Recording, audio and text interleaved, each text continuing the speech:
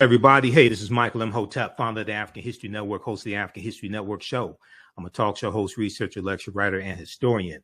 It is Sunday, September 25th, 2022, and I'm here with one of my teachers, one of our Grandmaster Scholar warriors, Professor James Small. How you doing today, Professor I'm James good, brother Small? Michael. Good, sir. Good. Happy to be on with you. Absolutely, absolutely. Well, look, man, you and I have been going back and forth talking, and we've been talking about the film The Woman King. Okay. And we know The Woman King debuted on, I think it was September 16th. We know it came in #1 opening weekend. It'll probably do something like another 12 million this weekend. And the film, you and I have both seen the film. And the film deals with the African kingdom of Dahomey. It deals with the African female, what are called African female warriors, the Agojie. And there's been a lot of talk about this movie. There are a lot of different African themes, African culture, dealing with African history, all this in the film. So I wanted to bring you on to break down some more of this history, explain to us the cultural influences that we see in the film, and also separate fact from fiction as well. And we're broadcasting on our Facebook fan page, The African History Network, as well as our YouTube channel, Michael Imhotep, IMHOTEP. And for those that may not be familiar with Professor James Small, I just want to give a brief introduction. We've had him on the African History Network show, something like 12, 13 times, something like that.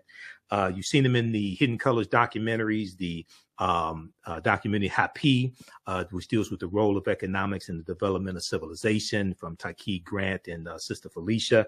And he and I are also in the documentary Elementary Genocide Part 3 from director Raheem Shabazz. Now, Professor James Small is a scholar, activist, dynamic speaker, organizational consultant. Also, he has been an activist since his teenage years. His in-depth knowledge, thought-provoking, and calm delivery are influential elements to break the programming of miseducation. He has studied extensively with Dr. John Henrik Clark, Dr. Joseph Ben-Jochannan, another one of my teachers, Dr. Leonard Jeffries, who we've had on the show numerous times before as well, Dr. Ivan Van Sertima, Dr. Asa Hilliard, Dr. Wade Nobles, who we've had on before, Dr. Amos Wilson, and Dr. Francis Cress Wilson, who I had the pleasure of interviewing 3 times also. Now, Professor James Small taught for 15 years at the City University of New York, including 13 years at the City College of New York's Black Studies Department, where he taught courses on Pan-Africanism, Malcolm X, and on comparative African religions, which included several African spiritual systems titled African Religion and Survival. And he taught 2 years at New York City Technical College, teaching the course African Folklore and Religion, both in the diaspora and in Africa. He's traveled to Africa numerous times. He is also currently conducting, well, he has taught online courses on African spirituality, covering the Yoruba Ifa tradition, the Akan spiritual tradition, Vodun, and ancient Egyptian sacred science. And also, he is the historical consultant on my favorite show, Godfather of Harlem, on Epics. Okay, I can't wait for the new season to start up in January 2023. All right, so once again, we want to welcome to the African History Network show one of my teachers, one of my friends, Professor James Small. All right, brother. So thanks for taking time out today. Yes, Brother Michael. Yes, sir. So you've seen, and everybody watching, let us know how the audio is. I want to make sure you can hear both of us. So you've seen the film, The Woman King. So we're going to start off from the beginning. What were your thoughts on it? People already know what I thought about it. I did a 3-hour broadcast last Sunday on the African History Network show. So what were your thoughts? Initial thoughts? Crazy. Well, the first thing I want to mention, because a lot of people fail to mention it when they do my biography. Okay. I'm the successor to El-Hajj Malik El-Shabazz, Malcolm X. Yes. At age 21, after his assassination, I became the imam of the Muslim Mosque, Inc., where I served 11 years, while serving 18 years as his sister Ella's bodyguard. Right. So I saw that in the bio. You told me don't read the whole thing. Yes, so but that part is my foundational piece. Right. And I just want to mention that because in The Godfather of Harlem, Malcolm will be assassinated in this last episode that's coming up. And we're really trying to do that in a way with dignity to him and the family and not the usual stuff we see. Right. I just want people to know that I come from that. That's my birth space. Right. You know, Exactly. Movement. Exactly. I saw the movie. I did a couple of talks on it. People just caught me off guard. I sent a couple of people to it because usually I don't go watch too many Black movies because the wrong people are producing and directing and paying for it. Right. So I sent a couple of the brothers from the Sons of Africa to watch it, come back, give me a good, and they had a good report. And some friends called who I love and trust, and they loved it. So I did a couple of shows without seeing it, and I realized something this significant you can't do that with. Right. So I went yesterday myself, and I sat quietly, and I was blown the hell away. You know? Exactly. I mean, everybody know I love Viola Davis. I mean, if her husband said, I'm divorcing Viola today, I'll tell Carol you're going to have a second wife in the house because I'm going to propose tomorrow. She is one extraordinary actress. Yes. One hell of a professional when it comes to this industry with all the things I've read about her. But watching this performance, just like you don't get no better playing a role. Right. From start to, she don't let up, you know. Right. From the opening line to the last moment, this woman is portraying that general who would then become the king. And the one thing I'm going to say to our people, a woman king is not an anomaly in Africa. We got women kings in Africa right now. Matter of fact, one of them is my goddaughter, Diambi, king of the Congo. Okay, what's her name again? What's her name again? Diambi. King Diambi.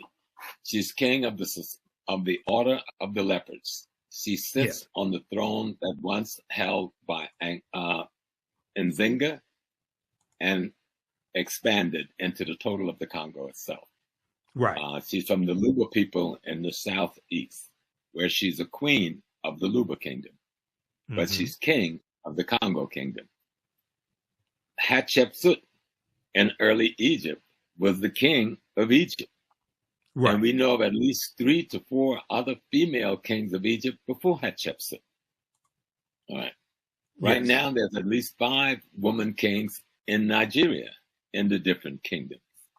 So this is nothing new. If you understand African culture, and you can take this back to Aset in ancient Kemet, the woman is the power, and she gives to the man the authority. Operating from the throne is authority, but being granted that authority comes from the power, which is the female structure in African society. Let me show how it works in, say, Ghana, and then we'll come back to the movie, right? Okay. Let's take the Ashanti Nation, the Asante Hene, king of kings of the Asante Nation, gets to be the king because he's a son of a sister of the king he's replacing. So multiple men are raised to be king, but at the end of the day, the women who raise them choose the best, most ethical, most prolific, most prepared one, and recommend that person to the men to be installed. Only the women can bring you to kingship. The men carry out the ceremonial process, but it is the power that grants the man the authority. Take it all the way back to Kemet. A lot of people are into Kemet lately. Go back to ancient Kemet, and you will see Aset sitting, and she has a chair on her head. That's the throne of Earth. That's the throne of Africa. Right. The chair on her head is a symbol that she, the woman, is the throne. So who's the king of kings in ancient Kemet, right? The king of kings in ancient Kemet, every king have to become who? Haru. Haru sits on the lap of Aset, because the lap of the woman is the throne of earth. See, that's African understanding of culture. Right. And when you sit on that throne, right, you do not sit as yourself. You sit as your ancestors. Right. That's picture right here. That's Haru sitting on the throne. The throne of earth is Aset. And when he sits on the throne, he's sitting on the throne as the ancestors, because Aset represents the line to divine itself, which is the primary ancestor of the human race. So that's what African spiritual culture about kingship is all about. And if you understand this, it's easy to understand why there's a woman king being exalted in this movie. Yes, a lot of the movie is fiction, like most movies are. Correct. But a lot of it is historical. Right. Even if the timeline may not be on, the events is historically rooted. And then when you look at the cultural pieces, which we could talk about as we go along, I'll mention some up front. There's a young man named Malik. Yes. And you'll find a young lady who would become known as the daughter to the general, who's played by Sister Viola. She, on occasion, because he developed a friendship with this young man, gives him a statue of Ogun. Right. Ogun is one of the primary orishas and deities of the Yoruba tradition, or the Ifa tradition. And you'll hear them talk about the Ifa tradition throughout, because that is the spiritual tradition of Dahomey, because Dahomey is an extension of the original Yoruba kingdom. Right. Matter of fact, it was founded by one of the sons of the founder of the Yoruba kingdom. And so that tradition is there. And what are you going to see happen to the young man in the movie is he will transform from a young man coming from Brazil, whose mother is African, who had been enslaved, and whose father was European. But on her mother's deathbed, her mother told him he needed to go back home to find himself. Go back to her land, her home of Dahomey, because that is his home. And so the statuette that she gives him is of the one Orisha that is the primary Orisha of transformation of the human character. And you will see the transformation of Malik as you watch the movie. It's just beautifully done. This is what I've been talking about. I know the director. I've heard of her. Gina Prince-Bythewood, who directed Love and Basketball. Okay, so African-American woman, just so people don't know. I love that piece, right? Yes. But I've been working in studio with Godfather every day, 12-hour days sometimes, going on now 3 years, and working on the project with the writers and others for the last 6 years. So I've learned a lot about how this thing works. And what I saw yesterday in the theater, those Black women kicked butts and putting together a document that every Black person should be proud of.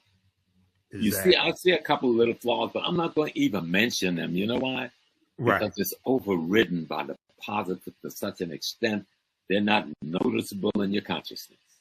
That's what I've been saying. Exactly. And here's the thing. So I have a million, we have 1 million followers on our fan page, the African History Network. So I've been posting a lot about the movie. I saw it, been posting articles about it, video clips, parts of interviews with Viola Davis, things like this. And 99.9% of the people who saw the movie loved the movie. They say they were blown away by it. And then I talked to people who at first said they weren't going to see it, and they saw the movie. They were blown away by it as well. Okay, this is phenomenal. That was me. I wasn't initially going to see it. I'm tired of them doing the smile in your face and poison us on the back end, right? That didn't happen this time. What I saw this time was Black artists, Black craftsperson, Black technician, Black actors doing an interpretation in fiction and history with African folklore that you just got to see to believe. And so I call all my children and said, take my grandkids, buckle up, hook up, take my grandkids. They got to go see this piece. Right, exactly. And I don't do that very often because I'm not a movie goer. I only go to the movies. Right. You know? But this one treated African history with what I like to call African integrity. African integrity. The African integrity was so glowing. And not just the visual, but in the dialogue. You heard this praising in the dialogue. This African dignity in the dialogue. This African love in the dialogue. I go like, damn, this is really good. And I found myself crying on more than one occasion. I don't do that. Right. I cried at the end. I shed some tears at the end. My breath a couple of times. I was hit so heavy because, I love African history like you. Right. I've absorbed myself in it. I live it. And that movie had me reeling. And I've been to Benin. I've been to Dahomey. I've been in the very palace they shot the film in multiple times. Yes. I've been before the voodoo pope on my knees to be blessed because I'm a voodoo adapt, not a priest. I'm an adapt, one who practices, who knows the tradition. A Vodun. Yes. Well, the state religion in Benin is Vodun. Vodun, right. Vodun is the Dahomey manifestation of what we call Yoruba. Yeah. Same the spiritual system. But manifests different in different cultures, different locations. It's right at the end of the day. And the word voodoo in that language means the essence of the divine within either nature or the human being. That's what voodoo means, the essence of the divine. Right. Well, we're gonna go. I'm gonna go to the official synopsis of the movie to give some people the background information on the movie, on the synopsis, and then we're going to continue. I want you to explain African integrity in just a minute, but first I got to recognize my friend, and I'm also Professor Hunter Adams. He's watching right now. Okay. Yeah, absolutely. Professor Hunter Adams, thanks so much for watching. He said, I agree, Professor James Small. So absolutely. So let's look at this here. So the official website is thewomanking.movie, thewomanking.movie. I want to look at the official synopsis, and then we're going to delve deeper. Because one of the things I want to just briefly explain to people is when you hear that a movie is based on a true story, right? You really have to understand what that means, because there are 4 different types of true story screenplays. There are 4 different types of ways to tell the story. And it's okay. So The Woman King is the remarkable, this is the official synopsis. The Woman King is the remarkable story of the Agojie, the all-female unit of what they call warriors who protected the African kingdom of Dahomey in the 1800s with skills and a fierceness unlike anything the world has ever seen. Quote unquote, inspired. This is the key word, everybody. Inspired by true events, The Woman King follows the emotionally epic journey of General Naniska, played by Oscar winner Viola Davis, and it was her production company, her and her husband Julius, their production company that produced this film, as she trains the next generation of recruits and readies them for battle against an enemy determined to destroy their way of life. Some things are worth fighting for. It's directed by Gina Prince-Bythewood, who's an African-American female woman. Story played by Maria Bello and Dana Stevens, 2 white women, and produced by Kathy Schulman, Viola Davis, husband Julius Tennant, and Maria Bello. Okay, so the reason why I wanted to go through that, Professor Small, very quickly here is, and I've done a ton of research on the film as well.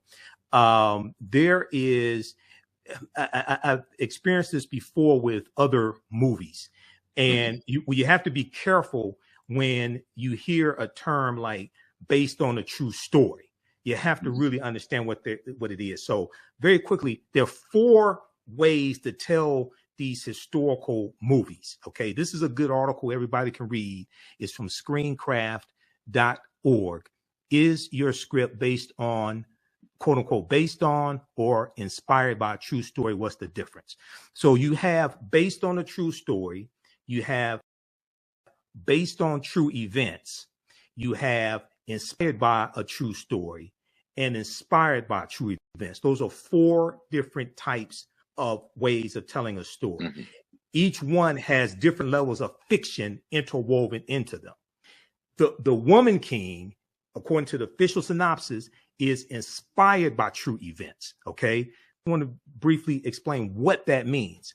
Screenplays don't come as loose as the term, quote unquote, true, as they do with stories, quote unquote, inspired by true events. Okay. This is not to attack the Woman King. I just want people to understand this.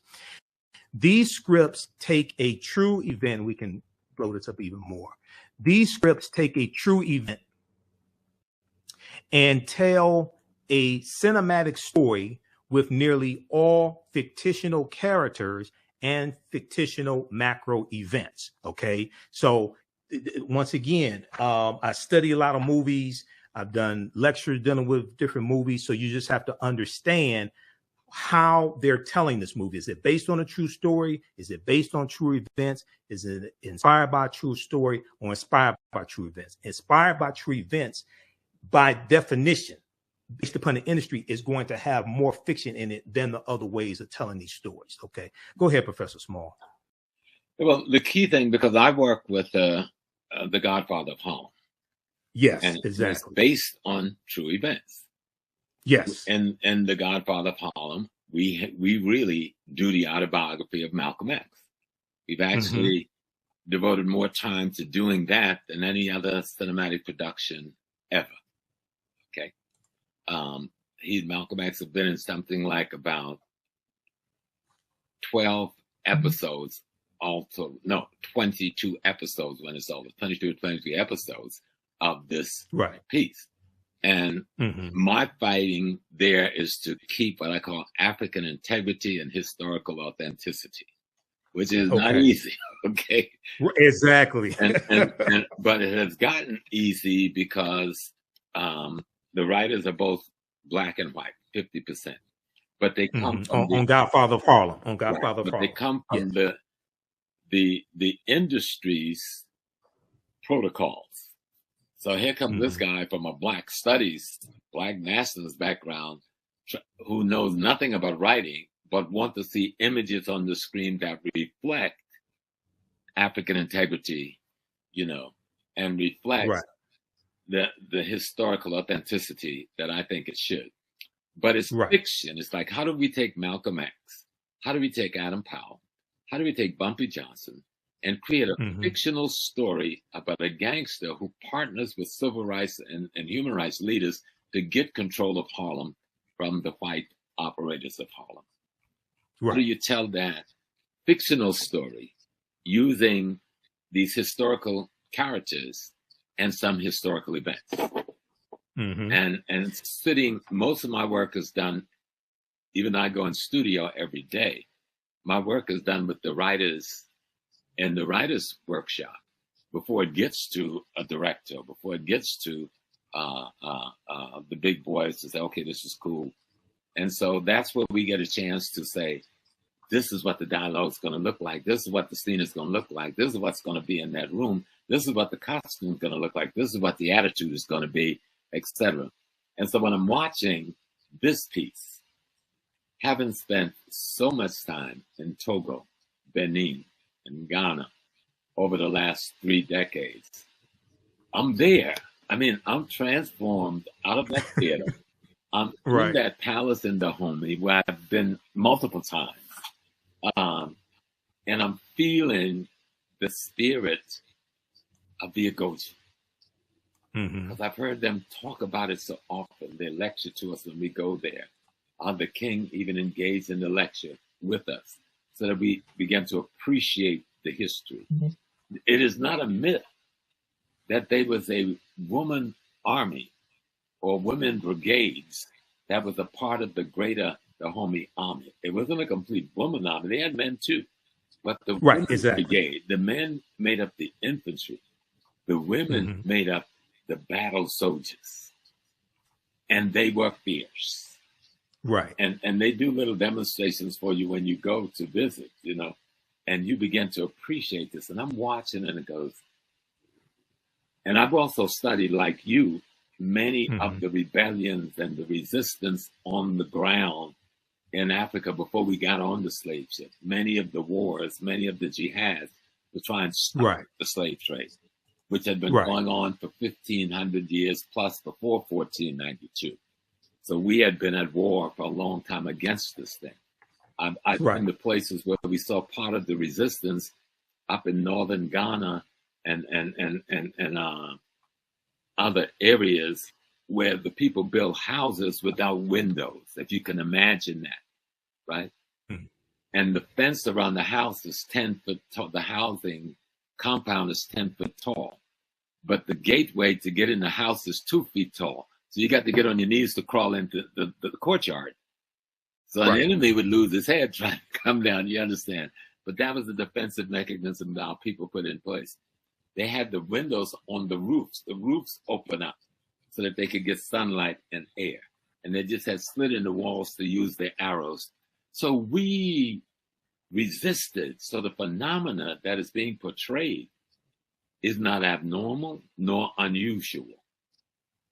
The unusual thing is that there is an army that have a significant female presence leading it. And in this story, the story is about an extraordinary female general who would become king. Right. The woman king. Yep. The woman king. And so the storyline itself of how they trained and the dignity that's required and the discipline that's required and the sacrifices that's required of these women. You can't get married. You can't have children. You have to devote yourself to this, because this is your devotion to saving the kingdom of Dahomey, protecting the kingdom of Dahomey, not just, and protecting our king, but not just the king. And Viola, in the dialogue, they take it to another level when she's talking to the king. He says, we're not just going to stop slavery in Dahomey. We're going to stop slavery throughout Africa. You know? Right. It's not just going to be our people we're fighting for. We're going to fight for any people. If this wasn't real history, I would want it to be. Exactly. Okay. We've watched Wonder Woman. When I was a child, I loved Wonder Woman when I was a child. The Amazons. Yep. All right. We watched Supergirl. You know what I'm saying? They were fictitious stories about white women heroes that was saving the white community. That's cool. Now we got this massive black group of heroines saving the black community. Psychologically in your head, something is being planted that you didn't come into this without a fight. And our women, we live in a society that marginalizes women across the board, but particularly marginalized African women, both historically and currently. And to see a piece that raised African women to the level they deserve to be on, because historically they were those women. That's not a myth. There was this female army, and they were one of the best in West Africa. That's not a myth. You had females in the Egyptian army. That's not a myth. You had females, Amanatu, who led the northern Nigerian army against the Islamic incursion. That's not a myth. You had a female warrior who led the Moorish army against the Abbasid invasion into North Africa in the 800s. That's not a myth. But we have more data and information on Dahomey than we have on any of those other spaces. And the writers and the director have put together a piece showing what could have been, maybe was to some degree, on the part of the women who represent that element of society that was involved in the military defense of their nation and the projecting and protecting of their culture and their race. And it was just done beautifully. I went in thinking I was going to be critical, mean, and hard. I came out of there crying like a baby. I go like, damn. This just took it off. Just took it out. Exactly. And there was so much, African culture, so many references to you hear them history. talking about Ifa. Mhm. You saw the shrines. Those shrines were authentically done. The altars were authentically done. I saw multiple deities on the altars, Mhm. And let me just talk with some deities, like the king. When the king sits on the throne, he doesn't sit like, say, Brother Imhotep is made king of Chicago. Well, when he's talking to me and you in the living room, he's Brother Imhotep. But when he sits on the throne, he is the ancestors of all of us, speaking for those ancestors to us and carrying out of the will of the ancestors for us. So that's the role of a king in Africa. Not a despot that's trying to be rich and wealthy, but that's not the African story. The king has no wealth in Africa. In the African traditional sense, he's taken care of by the community. He has no need desires because they take care of his need desires. But his responsibility is to interpret the ancestral will and wisdom to his community, both as priest and as jurist, because he's the head of the court in the community. That's the king in Africa, male or female. Yeah, a lot of our understanding of the term king comes from a European perspective. Yeah. Not from an African cultural perspective, because I saw a lot of comments saying, oh, it's the woman king. They're trying to emasculate the men and things like this. And I saw the movie. That's not the case. Go ahead. That don't happen. Matter of fact, in the movie, the man is helping to train the women. Mm-hmm. In the movie, the man is fighting beside them as the lead musketeers that opens the way for those warriors to come in to play. Right. So, and all through the movie, you see that partnership between the general who leads the women and the king who she and those women serve. And I saw nothing emasculating or demeaning at all. I saw a partnership that simply told a fictitious presentation of a reality. There's a reality of those women warriors. There was a reality of that army being made up of warriors who were women, and that they were considered by history, both white and blacks, writing at that time, as being one of the most fierce army in the field. The only thing that stopped them was the gun technology of Europe. Right. Exactly. Okay, this is what I want to do, because we're going to come back to this and we're going to deal with some more of the history of Dahomey, and I want to show a picture of the actual Agojie. There are some good articles written. Smithsonian Mag has a really good one. With Smithsonian Institute, they have a really good one dealing with the real warriors behind the woman king. It goes deep into this history. But you mentioned in Nigeria, and you and I talked about this on the phone. So I posted this article a few days ago because I saw so many people, most of them didn't see the movie, saying, oh, they don't have women kings in Africa and things like this, right? So there are a number of different articles on this topic here. This one here is from gboah.com, gboah.com. Check out the 7 beautiful Nigerian female kings in charge of their kingdom. Okay. And it goes through and lays them out and where they are in Nigeria. This is right now. This is not 100 years ago. This is right now. Okay. Why do you think? So you talked about Hatshepsut in ancient Kemet. Okay, so she was. Tell us a little bit about Hatshepsut. She would be considered a woman king. We know she was. The pharaoh is the king. Pharaoh, and she was the pharaoh. Mm-hmm. The woman is the power in Africa.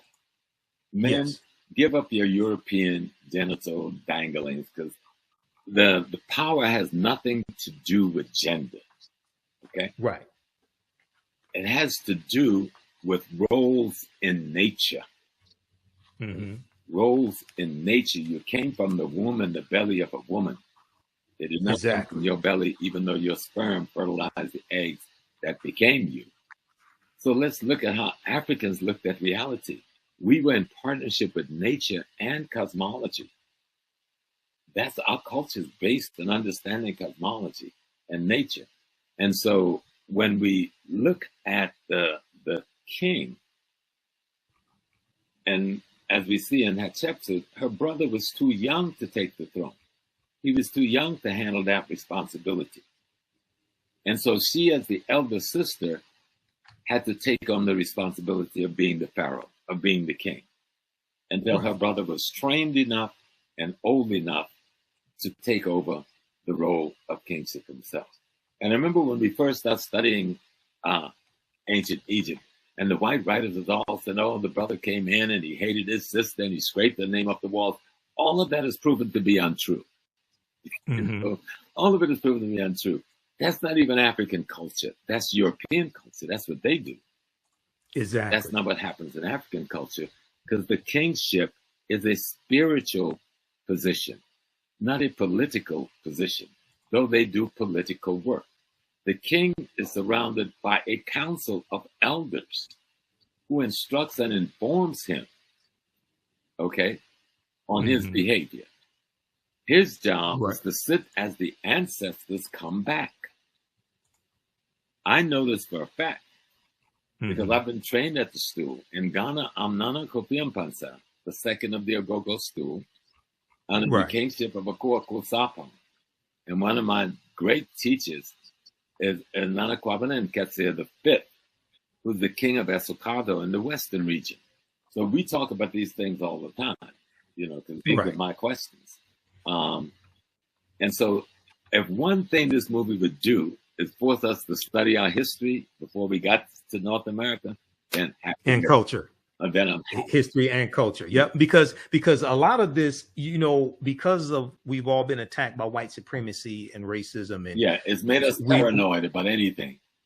Well, not only that, we've internalized white supremacy. We've internalized to various extents white male patriarchy. So we don't see it. We don't see, many of us don't see African women as equals. Right. And then you hear woman king and you say, oh, they're trying to emasculate the man, things like this. And then you have people say, oh, there were no women kings in Africa. And I'm like, what are you talking about? And we always praise, many people over there know Ya Santiwa. Ya Santiwa. And they said, oh, well, she was the queen mother. No, she was the queen mother until the king gets captured. Then she became the king. Because it was the queen mother who made him king, who named him king. Once the British captured the Santahene and there was no king on the throne, the responsibility of the kingship fell on Ya Santiwa, the queen mother of Ejisu, and she became the leader of the army of resistance against British occupation in central Ghana. So when we studied the history is just so beautiful when we study it and learn about our women and really get to see, oh, wow. Exactly. These other people's culture. We got our own culture. We have our own look at. We have our own way of knowing things. We have our own worldview that we have imposed for ourselves on ourselves. And this becomes so important. I saw somebody talked about the book Barracoon and talked about Kofi, this one brother who was sold by Dahomeans. Even in the movie, they treated this well because the current king in the movie is criticizing his brother who started this slave trade thing. And they're trying to figure out a way. Oh, Gezo, How do we stop it? And the woman king, as she's now the general, is saying, we must find another way to have commodities that we can make a living off. And she sets up these palm oil plantations. Palm oils, to create an income for the community. And I think she had another, she said we could sell gold as well to get an income. And so they're looking at it and saying, wait a minute, we're trapped because these people have put us into a situation.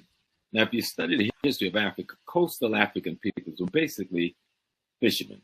Most of the slave trading took place on the coast, and then they would go inland with their guns and weapons and capture people. The coastal people were subjugated. Yes, some of them were involved in the slave trade at the barrel of a gun because they had been conquered and subjugated. Study the history, learn the history. And you might learn about Chief Sam, the Ghanaian who brought 3 ships over here to take us back home, and you don't even know his name. So Face to Face Africa has an article about him.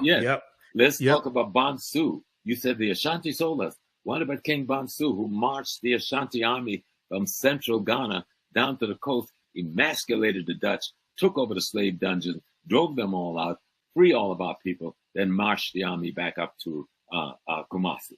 Let's learn these stories. Let's learn of these great heroes. We've got brothers selling drugs to us on the streets right now. We can't deny that black people do things like that. You've got black people killing more black people on the streets every month than was killed in slavery any given month. We can't deny that's so, but we got to understand why that's so. Right. And so we had some folks in Africa who was involved in slave trading, but that was less than 1%. Let's talk about that 99% who were the victims or who were defenders of our people. Unless millions more would have got caught up and died in the slave trade.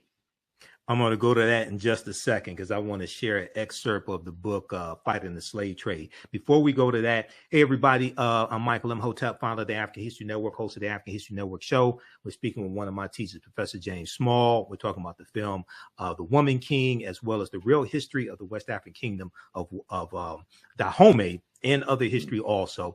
If you like this type of information, you can support the African History Network, $ the AHN show through Cash App, $ the AHN show through Cash App, also through PayPal, paypal.me/the AHN show. This helps us keep doing the research, stay on the air, keep broadcasting. I've been hosting the African History Network show for 12 years now. So this helps us keep doing the research. We also have the information at our website, theafricanhistorynetwork.com, theafricanhistorynetwork.com. And just very quickly, this is up for those that don't know. This is our official Cash App account, $ the AHN show, SHOW. When you go to it, it says Michael and it shows my picture there. These other ones, and there are 5 of them out there that are fake African History Network Cash App accounts that have been stealing money from us. I've opened up an investigation with Cash App. We're trying to get them shut down. So that's why I got the information here right on the homepage of our website. So heart, give us a like on this broadcast. You can register for this 12-week online history course that I teach at our web. You can register at our website, AfricanHistoryNetwork.com. We deal with thousands of years of history and what leads up to the transatlantic slave trade taking place. And then we go through and analyze the transatlantic slave trade as well. It's called Ancient Kemet, the Moors, and the Ma'afa, Understanding the Transatlantic Slave Trade, what they didn't teach you in school. Class number 1 starts Saturday, November 4th, 2024, 4 p.m. Eastern Standard Time. So we do the classes live. All the sessions are archived and recorded. You can go back and watch it anytime, okay? Click right here to register here for it. You can use this content with your children as well. I would say it's PG-13. It's not overly graphic. We won't do a lot of cursing, anything like that. It's interactive. You can ask questions. We have a live text chat. You can see me. I can't see you, so you don't have to worry about, you remember during COVID and everybody was on Zoom going to work, and you're at home, you got your pajama bottoms on, but you got a suit on top or something like that, or a blouse on top. Okay, so you can wear whatever you want to wear. Okay, I don't take attendance in the class, anything like that. Download the class lesson plan here as well. I'm going to post a link here so you can register for the class. It's at our website, AfricanHistoryNetwork.com. Also, follow me on our Facebook fan page, The African History Network, The African History Network. My YouTube channel, Michael Imhotep, IMHOTEP. And on Instagram, Michael Imhotep as well. You can also, if you want to support us through Cash App or PayPal, you can do that also. You scroll down the page, we have our Cash App information, $ the AHN show through Cash App and through PayPal, paypal.me/the AHN show. We have information here, information about the African History Network show, Sundays, 9 p.m. 11 p.m. Eastern Standard Time. But here's our Cash App information, $ the AHN show, SHOW. When you go to it, it'll say Michael and show my picture there, most likely. You click on the link. It takes you to our Cash App QR code. Okay, so you can scan that site. Okay, now I want to also my online classes that I teach you at our website as well. Go ahead, Professor Small. Yeah. Well, someone said as a Black woman, my femininity is important to me. Well, girl, go watch this movie because there ain't nothing more feminine than what I was watching yesterday. I didn't want to leave the theater. One thing this movie does not do is demean the femininity of African women. Right. Okay. It is such a the way they do it is so. I got to meet this lady who was the director. So beautifully done. Gina Prince-Bythewood, yes. Yes. Yeah. So beautifully done that the women, though warriors, do not lose their femininity, do not lose their sensitivity, do not lose their love of sisterhood or motherhood. It's all through the piece. It is a well done piece. It is worthy of watching. It is something that showed us that the movement of the 60s, 70s, 80s, and 90s that produced opportunities for Black writers, Black directors, and Black actors have paid off and is paying off so that we can get some credible quality cinema that would be worthy of helping to socialize our community in a more positive direction. Absolutely. And I think it's really important that you said that there. I'm going to go to fighting the slave trade in just a second, but I'm just going to put this out here. And, I learned from one of my teachers, Dr. Ray Hagins, and Dr. Ray Hagins as well. Oh, yeah. I may say some things that are outside the circumference of your own awareness. Just because you disagree with them or don't like them does not mean it's not true. You just have to do some more research to understand what I'm talking about. Unfortunately, because African Americans, because we're in this white supremacist system, this white male patriarchy system, unfortunately, many of us associate being feminine with being weak. And that's something projected to us by European culture. So then when they'll change that. Go ahead. Say that again. I need to meet my mama to find if I wasn't her son, I'd marry that lady. And my mama as well. Yeah, exactly. She would slap you into the next world if you step wrong. Right. But so when they see African female women who can beat a man's behind, then all of a sudden they're not feminine. Right.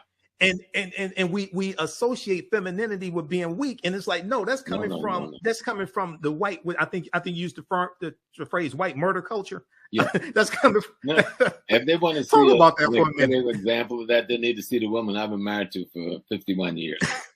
Right. But I remember she was pregnant with our twins, coming home, and she got mugged by this dude.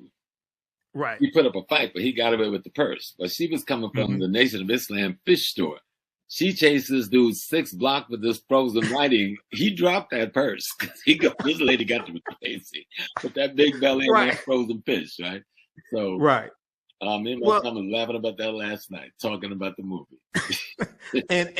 and because of what we go through in this country, and because of our history, you should want a sister who can fight. You should want a sister who can help you defend the home and things like this. Unless you want to oppress the sister. Okay, unless you're afraid she's going to whip your behind because maybe you did something wrong or something like that, right? But you should want a sister who can fight.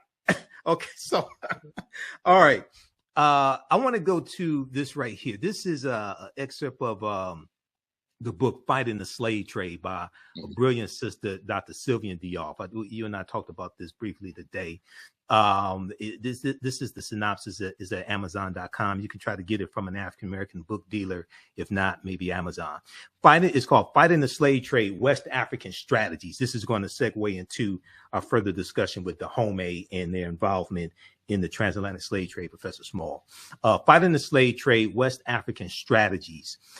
This book came out in 2003. Sylvian Diop is a brilliant sister. I'm trying to get on the African History Network show. She's the author of many books. Here's the official synopsis of this book. While most studies of the slave trade, the transatlantic slave trade specifically, focus on captives and on their ethnic origins, the question of how the Africans organized their familial communal lives to resist and assail the transatlantic slave trade has not received adequate attention. How Africans fought back against this. But our picture of the slave trade is incomplete without an examination of the ways in which men and women responded to the threat and reality of enslavement and deportation. Fighting the Slave Trade is the first book to, possibly so, this came out in 2003. Fighting the Slave Trade is the first book to explore in a systematic manner the strategies Africans used to protect and defend themselves and their communities from the onslaught of the transatlantic slave trade, and how they assaulted, how they fought back against the transatlantic slave trade. It challenges widely held myths of African passivity and general complicity in the slave trade, and shows that resistance to enslavement and to involvement in the slave trade was much more pervasive than has been acknowledged by the orthodox interpretation of historical literature.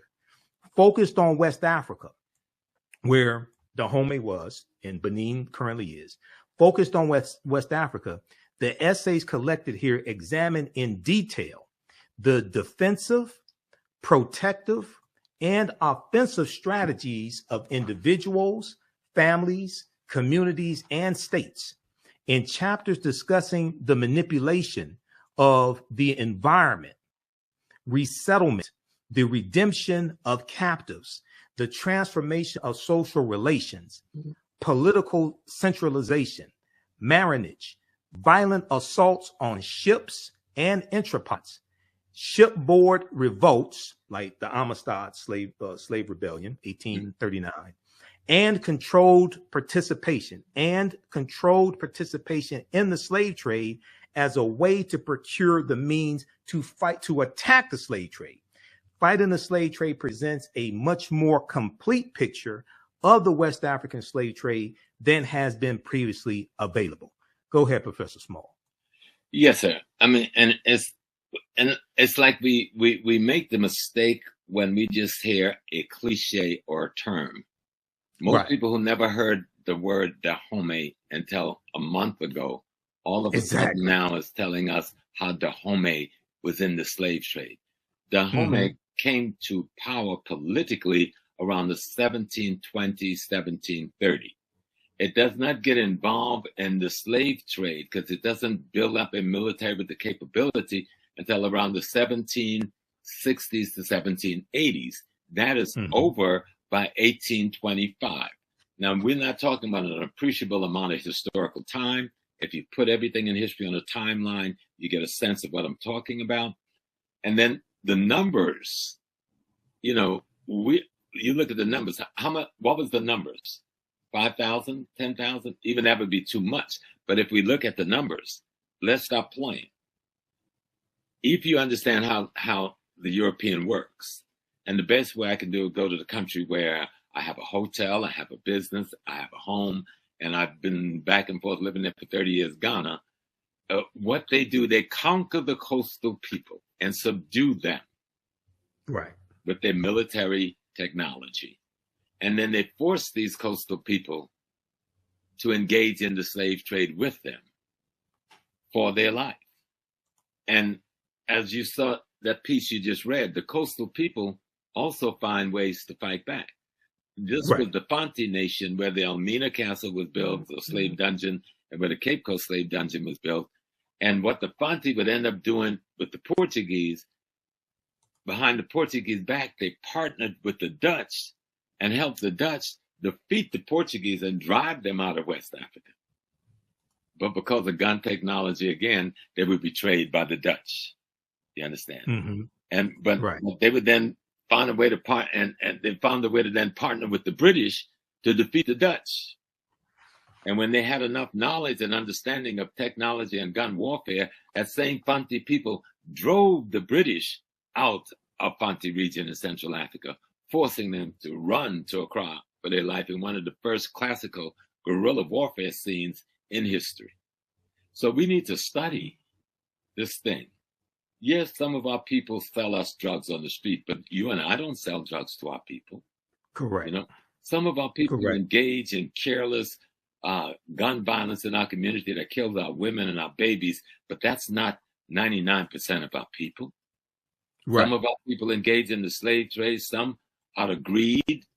I wouldn't deny that. Most out of duress because they were at the barrel of the gun of the enemy with the gun technology. But go down and just study. So you can look at something like the Battle of Islamabad down in South Africa, where Setuweya takes on the British Army with swords and spears, killed 2,000 in one day, all right?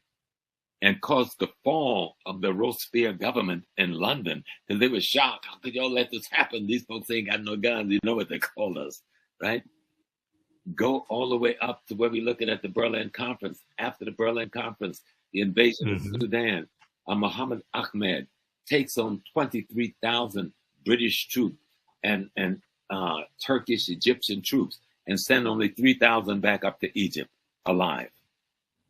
Talk about resistance. Go with Amanatu and the kingdom that was just above. There's just so many episodes of the great heroine and heroes that fought in these wars of liberation and fought of slave resistance. You will never sit back and talk about Africans stole us. Because guess who Africans were? That was your uncle, your cousin, your grandma, your brother, your great-grandma. Stop being foolish and learn the history of the great people. The genocide would have been more pervasive had we not resisted in such a beautiful and strong way for so long. And we fought every step of the way. And our women played a pivotal role, not just in Dahomey, but in other kingdoms in that resistance movement, many of them being the generals at the head of armies. Learn their story, and you'll learn how to love yourself more deeply and appreciate and respect. That's what I call African integrity. You know? Exactly. When we look at Dahomey, and Dahomey really comes to power about 1720, and they're going to defeat Ouida. How do you pronounce that? Ouida? Okay. There's a couple of different spellings of it. So talk about cultural servitude versus chattel slavery. Right. Because what happens is a lot of Europeans will say, oh, Africans are slaves. Yeah. Africans had slaves. You all started this, blah, blah, blah. Talk about the cultural servitude system that Africans had compared to the chattel slavery that Europeans created. Right. Let me correct one sister so I don't break her heart. She said the Portuguese built no castles. They built dungeons. Didn't you hear me correct myself? So stop playing. I'm correcting myself. Right. They built dungeons. But I understand. Yes. I understand. Yes. Well, that's Brother Leo. And of course, they built concentration camps. Yeah, I wouldn't even call them dungeons. They were concentration camps. But servitude, every society had it. Dr. Clark taught us that Africans didn't have prisons. And the reason they didn't have prisons, because they had a servitude system when you committed a crime in the community.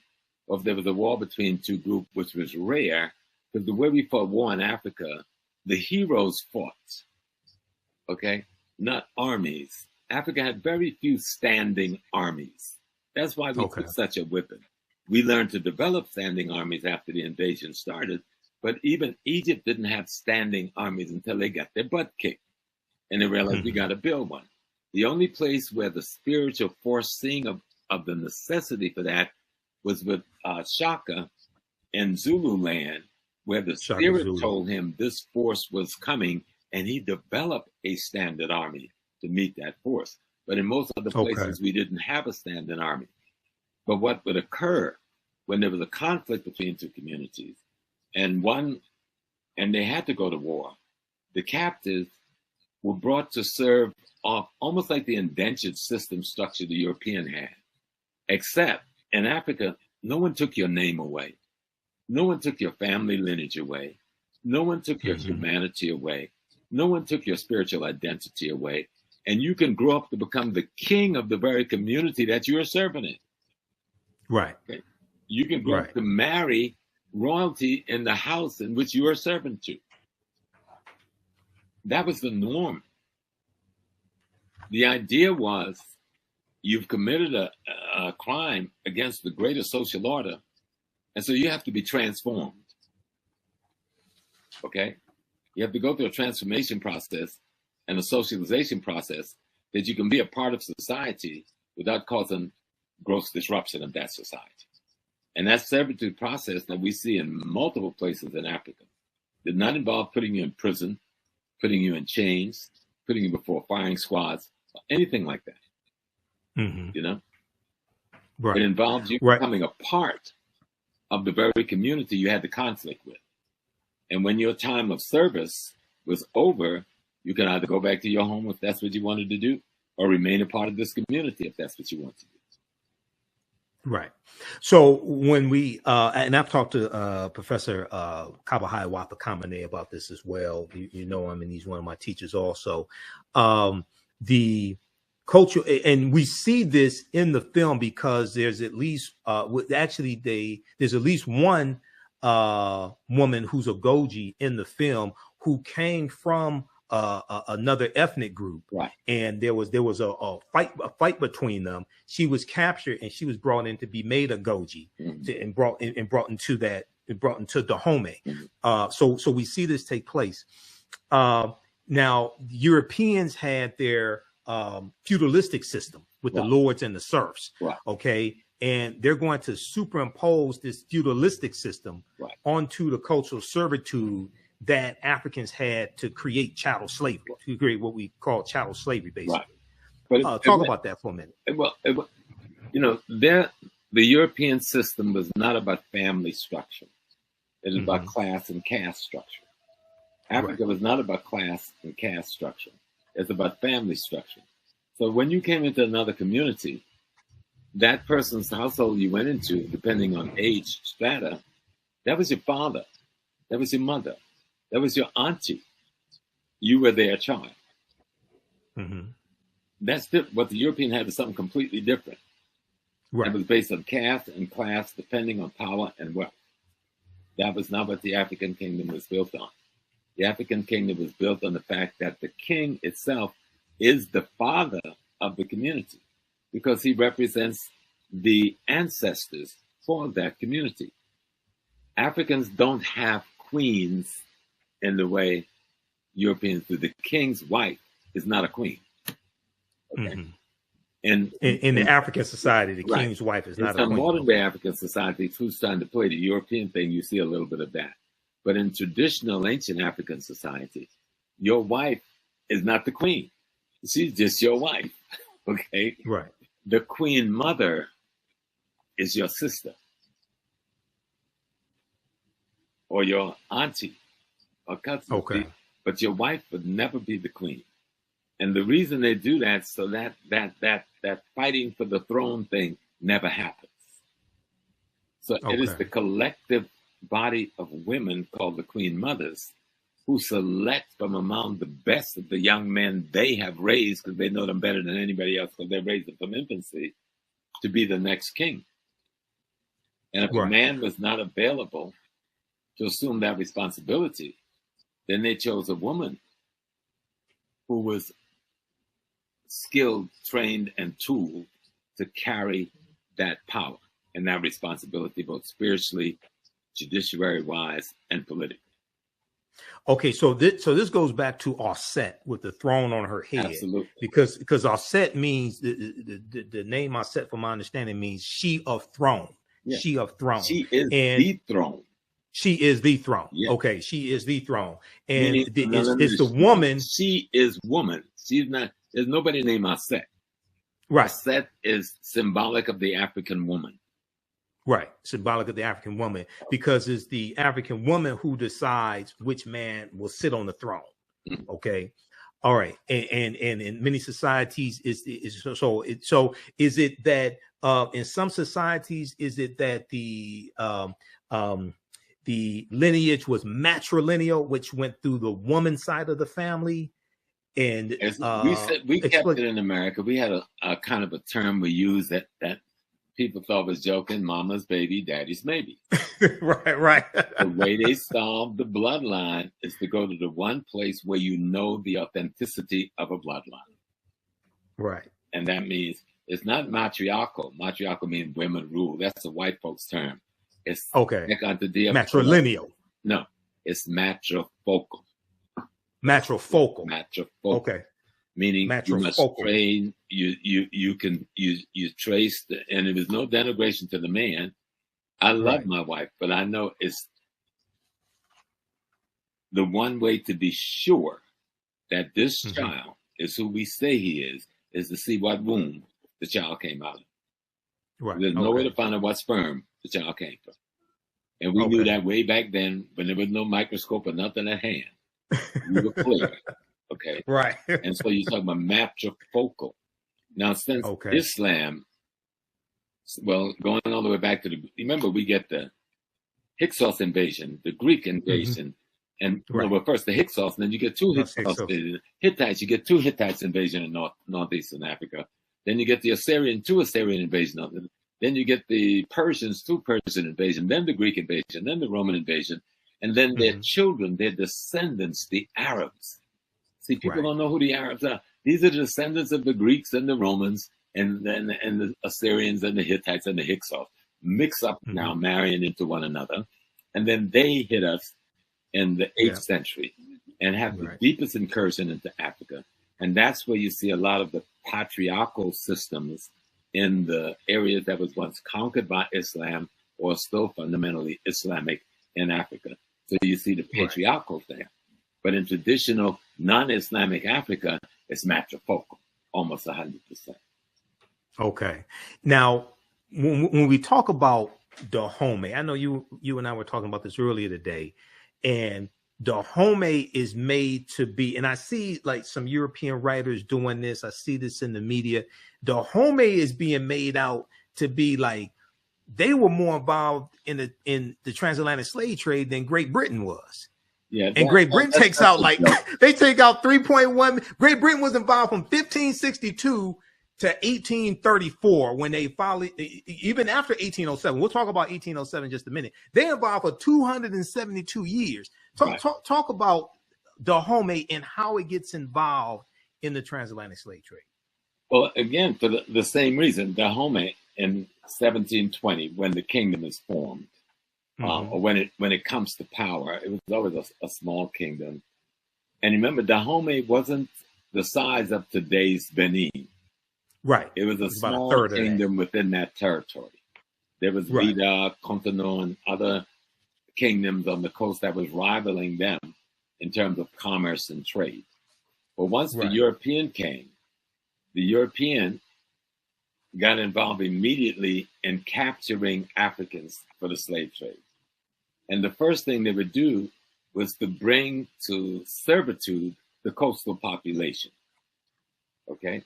That's the Vida, the Cotonou, because those people don't have guns. So we can understand the degree to which gun technology plays in the slave trade. Right. Okay. 14th century. Came there with militaries, with cannons, and with guns. And in one day, they could level all the African villages in the community.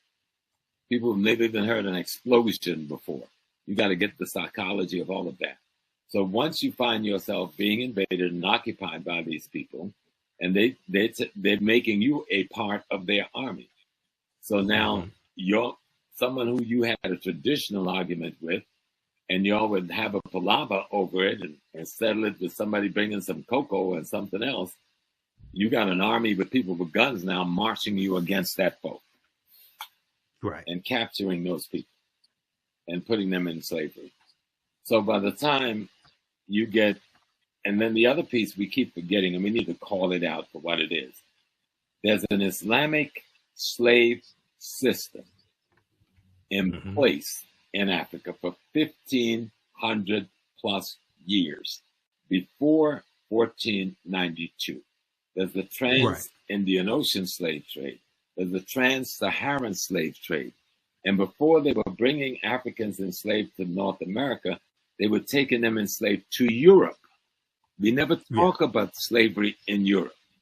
You know, we try to play with the few people who call, the Moors, there's a picture of a Moor, there's a statue of a Moor. No, we were enslaved in Europe. Okay? That's the reason the Moors went into Spain. They were chasing the Visigoths, the German, back out of North Africa. The Vandals and the Visigoths. Right. Yeah. So for the comeback, but to let people know about from the 8th century forward, Islamic nations have now invaded Africa. And one of the first things they do is get involved in putting us into slavery. They got into what we call today ethnic cleansing and cultural genocide. Cultural genocide is imposing their religion on us and destroying our religious spaces. And those of us who resist was either killed or sold into slavery. So this is going on Right. for 1,500 years. So this is what the Africans got at his back when the Portuguese and them coming. So we're looking at the Portuguese and them with some welcoming because we think we've got a force that can deal with the other force that we've been dealing with. And we got caught in a catch-22 because those forces were in collaboration with one another. And no one talked about that collaboration. Okay, so with Dahomey, they have a cultural servitude system just like African societies did. Anywhere in the Bantu area was pretty much the same because the boundaries we see today, those boundaries weren't there then. Yeah, they come from the Berlin Conference largely. Right. Yeah, we're talking about the major empire, which they're talking about in the films, called the Oyo. Oh, that's what I was about to ask. Explain the Oyo Empire and the conflict between the Oyo Empire and Dahomey. The greater Yoruba nation. Right. Yoruba is not a religion. Yoruba is a people. Right? And just one second, everybody watching, give us a thumbs up, give us a heart on this broadcast. Go ahead, Professor Small. Answer that question. I'll be right back. So you can go ahead, keep talking. The Yoruba nation and the founder of that nation had 4 sons who went out in different places and settled other lands and built other kingdoms. Well, Dahomey is one of those kingdoms that members of the Yoruba royal family developed and built. But over time, like what happens between many communities, conflict developed around trade, conflict developed around secession, conflict developed around all kinds of things. So Dahomey breaks away from the Oyo kingdom, okay? And so there's a conflict between them. But that even in the story, the fictitious thing of the Oyo kingdom being big into slavery, they don't get into slavery until later on in the greater Yoruba wars that would take place after this period of time that the Dahomey is being talked about. But there's a conflict between Dahomey and the Yoruba land. Yoruba land is being invaded by the British, or by this time have been invaded by the British. This is the great burning of Benin and the robbing of Benin and of all of its wealth and art and so forth that we hear about in history, but we don't connect it to nothing, right? But there's a greater Yoruba war going on between the people. And these boundaries called Nigeria, they're not there then, okay? Right. They're greater boundaries. People have other kinds of kingdom designs. And there's conflicts between some of these kingdoms, mostly around trade, okay? But you got something else happening at the same time. As the Muslim wars of genocide and ethnic cleansing is taking place in the Nile Valley with the Mamluk Turks and the Seljuk Turks, and then finally the Ottoman Turks by the 9th century and the end of the 9th century, beginning of the 10th century, they're pushing millions of people out of the Nile Valley into West Africa. Y'all hear what I'm saying? They're pushing millions of people out of the Nile Valley into West Africa, in through Chad, in through Cameroon, into Nigeria, down into Ghana. This population, through what is called Burkina Faso, this is the population of the people. Everybody always asks, what happened to the Egyptian? Well, we're talking to each other here right now, okay? Because a great number of those refugees, millions of refugees scattered to the south and to the west, because of the Turkish and the Arab ethnic cleansing that goes on for hundreds of years leading up to the 1400s, are caught as the vulnerable population in what becomes known as the transatlantic slave trade. And I know a lot of us don't go there with that piece, but you've got to understand, who are these people?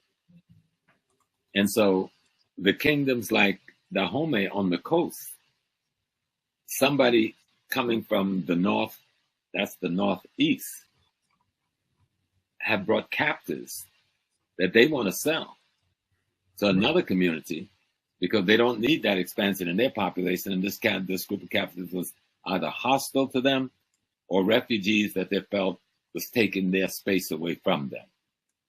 Okay. And that population, most time, that refugee population was least able to defend itself, end up being caught in the trade. And it wasn't a trade at all. It was a war of genocide against African people. There was no transatlantic slave trade. Nobody was trading anything. People were being Right. captured. People were being murdered. People were being raped. Villages were being burned to the ground. Okay? People Right. were being slaughtered to get enough so you can make $200-300 in that day's money, which would be a couple of $1,000s in this day's money, or for one human being to do labor in the Western Hemisphere, where he was worked to death in 10 to 15 years and would be replaced with someone else. A process that went on for 400 years plus. Exactly. Dahomey got caught up in this, and what the movie shows, fictitious or not, they did do it. How do we get out of this? How do we work our way out, fight our way out of this contradiction? And I thought they did a beautiful job in describing the contradiction of the slave trade and describing the efforts of whatever African kingdom used that methodology to get out of the contradiction, whether it was Dahomey, Ashanti, Yoruba, Igbo, Manding, you know, we all that dealt with selling the palm oil. That dealt with selling the palm. Okay. So at what point does in actual history, at what point does Dahomey get, so we know you have later, you're going to have the Franco-Dahomeyan Wars, 1890, 1894, and Dahomey is going to be absorbed into the, I guess you would say, French colonies. Benin. Dahomey's, Benin, yeah. Okay, so at what point does Dahomey stop selling African captives to the Europeans? Well, they set the story in 1823, but that's where it starts, opens up, 1823. But that's not the real date. The date would be further back up. All right. If we were to look at that conflict played out, we'd probably be looking at Dahomey comes up as a kingdom in 1720. 20, right. But you don't have power when you come into being. It takes you another 30, 40 years to build up an army, to build up a front, to build up a reputation. So Dahomey don't really get into the slave trade thing until around the they try and talk about the kingdom starting in the 1600s. That's the extension of the Oyo kingdom. That's not Dahomey yet. Dahomey comes into its being in 1720 or so. It gets involved near the end of the 1700s, about 1760 or so, in the slave trade process. And then it's out of it by 1750, completely, 1752, okay? But in that period of time, there's the conflicts and the wars, because the Portuguese are not sitting there with merchant, with banks and some money in their hand. They've come with armies with guns, all right? And they have people involved in this thing with weapons. And they've armed coastal people to go inland to capture other people for them. They've already depleted the coastal people they could take, but they need a coastal population because they need somebody who can speak the language, somebody who knows the terrain, somebody who knows the culture, etc. And they need numbers. And so they could take these captive people and make them their collaborators, though many of those people will resist them and betray them. That's why it's important to understand the history, because it's not a one look. You know? Right. You have to really see the intricacies of resistance and rebellion and death. It's just like most people come to North America and say, well, y'all never really freed yourself. Well, you never looked at our history to say that. There's recorded at least 300 plus African rebellions that was of significance in the United States, North America. But if you look at the Civil War, over 300,000 of us fought in uniform, with another 400,000 to 500,000 out of uniform, behind the line, being workers, being supporters, being the people who carrying the equipment. So nearly 500,000 plus of us is fighting in the Civil War to destroy the Confederacy, both from within and without. That's a war of liberation on our part. Exactly. We fought to free ourselves. It wasn't given. It wasn't Abraham Lincoln. We fought to free ourselves. We killed millions of white people, okay? So y'all need to stop it and really see what happened here. And if you go back down to the British, we fought with the British. We said, we're going to give you freedom. In the North, we fought with the British in the South. And the British, the people who fought with the North, they ended up in Nova Scotia and then Sierra Leone. Nobody ever asked where the largest part of that black population went, who was in the South. Because the largest part of the black population fighting against America was not in the North. And you know where that population went? To Jamaica and to Trinidad. Okay. And they started the Poker Man movement in Jamaica. Those black Geechee Gullah people who fought with the British. And in Trinidad, Tony Martin deals with this in his book, his last book, God Bless His Beautiful Soul, History of the Caribbean. He deals with the population that went to Trinidad, and I went to that community. And the streets are named after different military companies they fought in for the British. And when it was, you know, so don't tell me, if you don't know history, you say we accepted this. But if you know history, there's hardly a week went by when some black folks wasn't rebelling in North America. Well, the same thing went on in Africa. It would a day go by where somebody wasn't killing an enemy, escaping from slavery, leading an army against the enslavers, putting up defense against enslavement, and that's all across the continent of Africa. And here in the United States, especially, other ways that we rebelled against slavery, learning to read and write was a way of rebelling against slavery. And one of the things many of us did when we learned to read and write, we wrote our own freedom papers and ran away also, because oftentimes the slave patrollers, a lot of them were illiterate. That patrolled the roads, things like that. So you can give them with a stamp on, and it was good to go. Yep, you can say this is your freedom paper. But you had resistance movement in Africa was extraordinary because Africans didn't view human beings as commodities. That's culturally out of sync. Our worldview didn't work like that. You can't view Africa through European lenses. Otherwise, you're not going to even understand what resistance is. You know, to take a human being's name from them, that's tantamount to slitting somebody's throat. Right. You don't take a human being's name. Your name is your ancestral lineage tag. Takes you back to God. Right. You know? And so if you just look at the African concept of being human, it didn't allow for chattel slavery to be a part of their consciousness. And even those who got involved in that selling people as commodity, like for that period in Dahomey and that period in Ashanti, and maybe some other places as well, one thing you will see for sure, they knew nothing about chattel slavery. They had not been on a ship coming to America. Not a single one of them owned the slave ship. All right? They didn't control the armies that was controlling the shores of Africa. These were all white foreigners with guns. They didn't own a single plantation in America or the Caribbean or Central South America. So let's stop giving ourselves excuses for why we can't look in the mirror and love ourselves. Because let me tell you what a lot of this is. This resistance is self-hate. Correct. And someone is trying to say, stop hating yourself, but hating me felt so good. So it's hard to stop. You know what I'm saying? So, and I'm saying, stop hating yourself. Take this tool. No, this movie is not perfect. It's not a panacea. It's not going to solve all of our problems about the slave trade or history. But guess what? You watch movies all the time and you enjoy them. And most of them are nonsensical.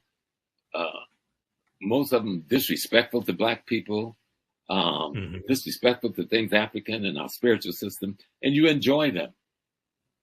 This one fight to be the opposite of all of that. Go in and enjoy it.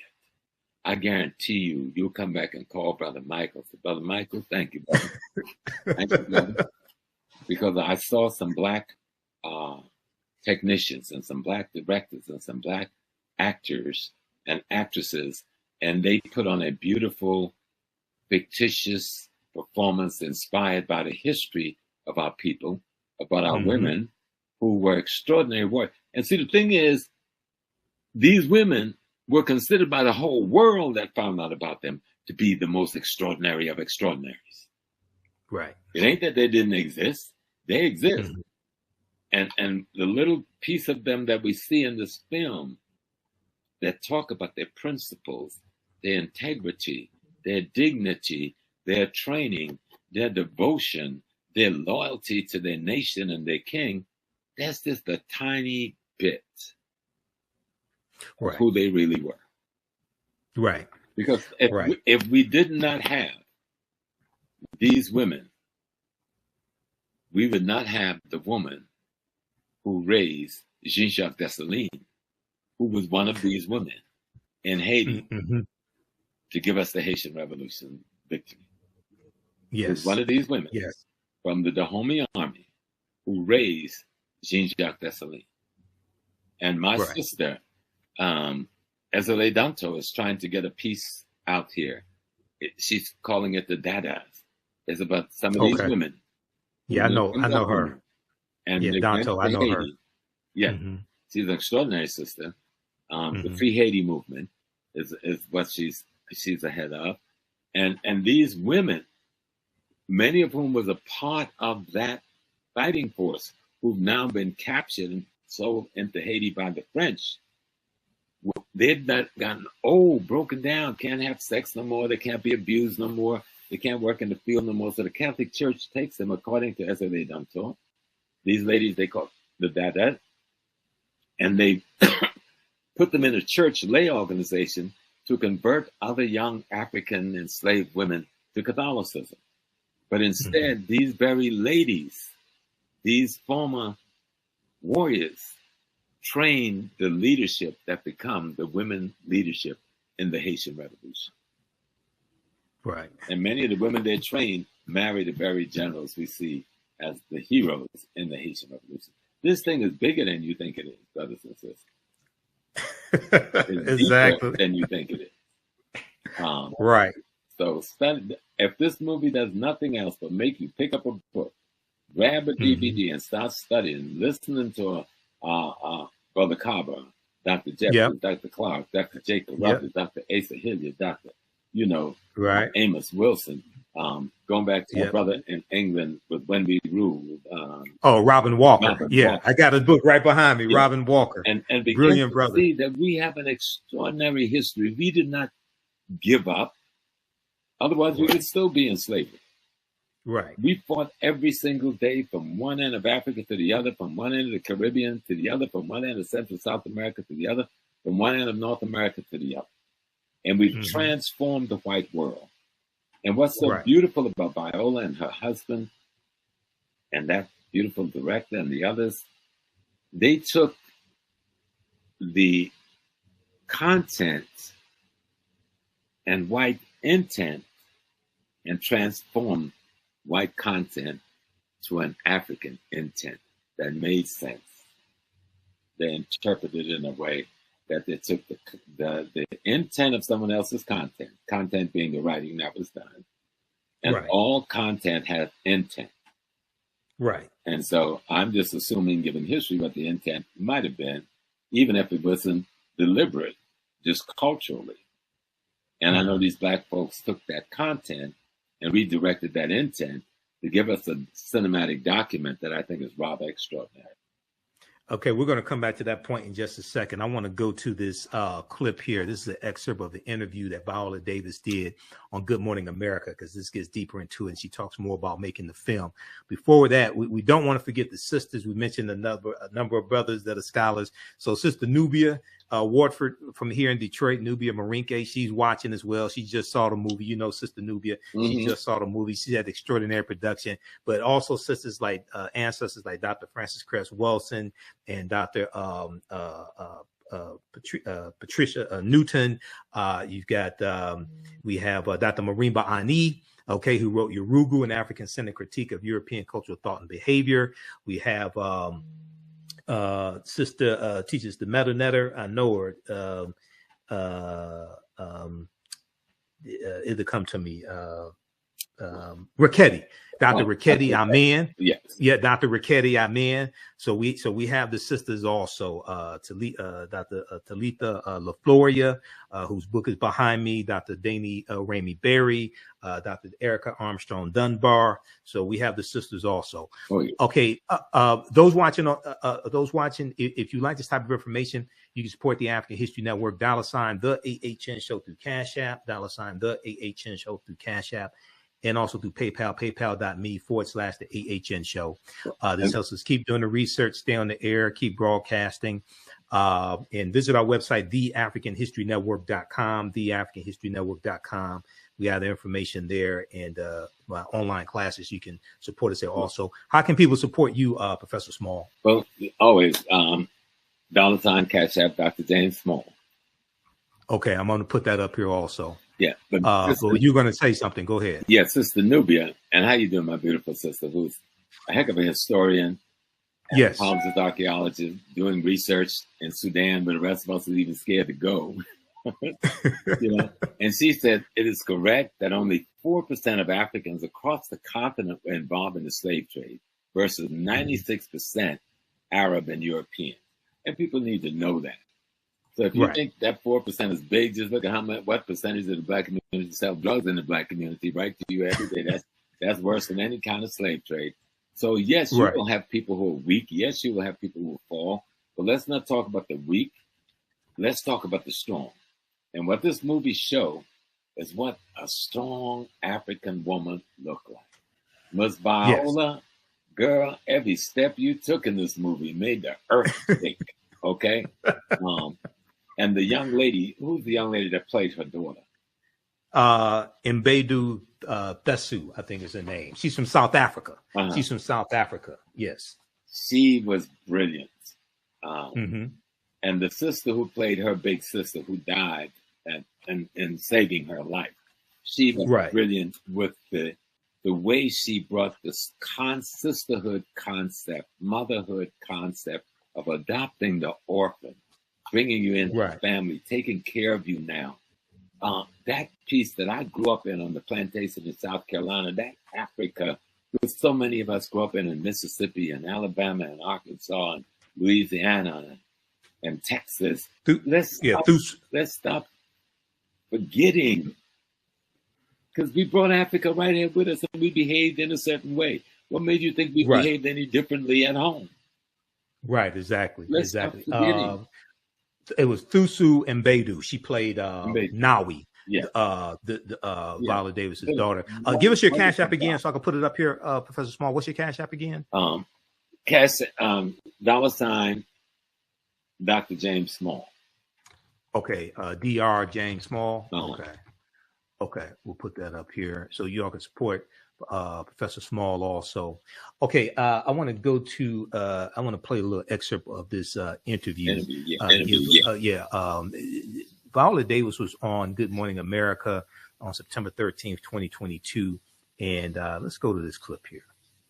It's a movement.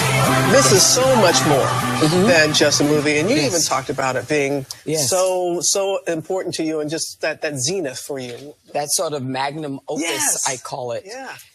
I think the same reaction that you have as an audience is the reason why I did the movie. First of all, it is a movie that's led by women. And it's a movie that's led by Black women. And it's a movie that's led by dark-skinned Black women. There is no white savior, you know, and it's women who are warriors, tapping into not only their physical strength, but also when you see the movie, they're humanized. And so, when have you seen that? I remember someone online said, I'm tired of seeing dark-skinned Black women as just strong and fighting and masculine. And I was like, when have you ever seen that? We do now. We do now. And what a cast you've put together to tell this story. Absolutely. Tuso Bedu, Lashana Lynch, Sheila Etim, you know, Adrian Warren, who was in Tina Turner, you know, as well as Sia, Shioma, Jamie Lawson, women who are beyond brilliant, but also, I mean, women who are playing roles of Agojie warriors that literally, it could have been an action film. But when they walked in, you see people, you see humans. And I think that's what shifts. You bring out the best in people, because the critics are saying this cast, everyone in every single role, the best. Yes, absolutely. And, you know, here's the thing. You know, as a woman, you're taught that being a girl and being feminine is not about tapping into your physical strength. It's about being demure, speaking in a high voice, being polite all the time. Whereas the challenge of the reason why I loved it so much is my body served me. And it was, I had to do 5 hours of weightlifting and martial arts every day. Was that all new for you? Wait,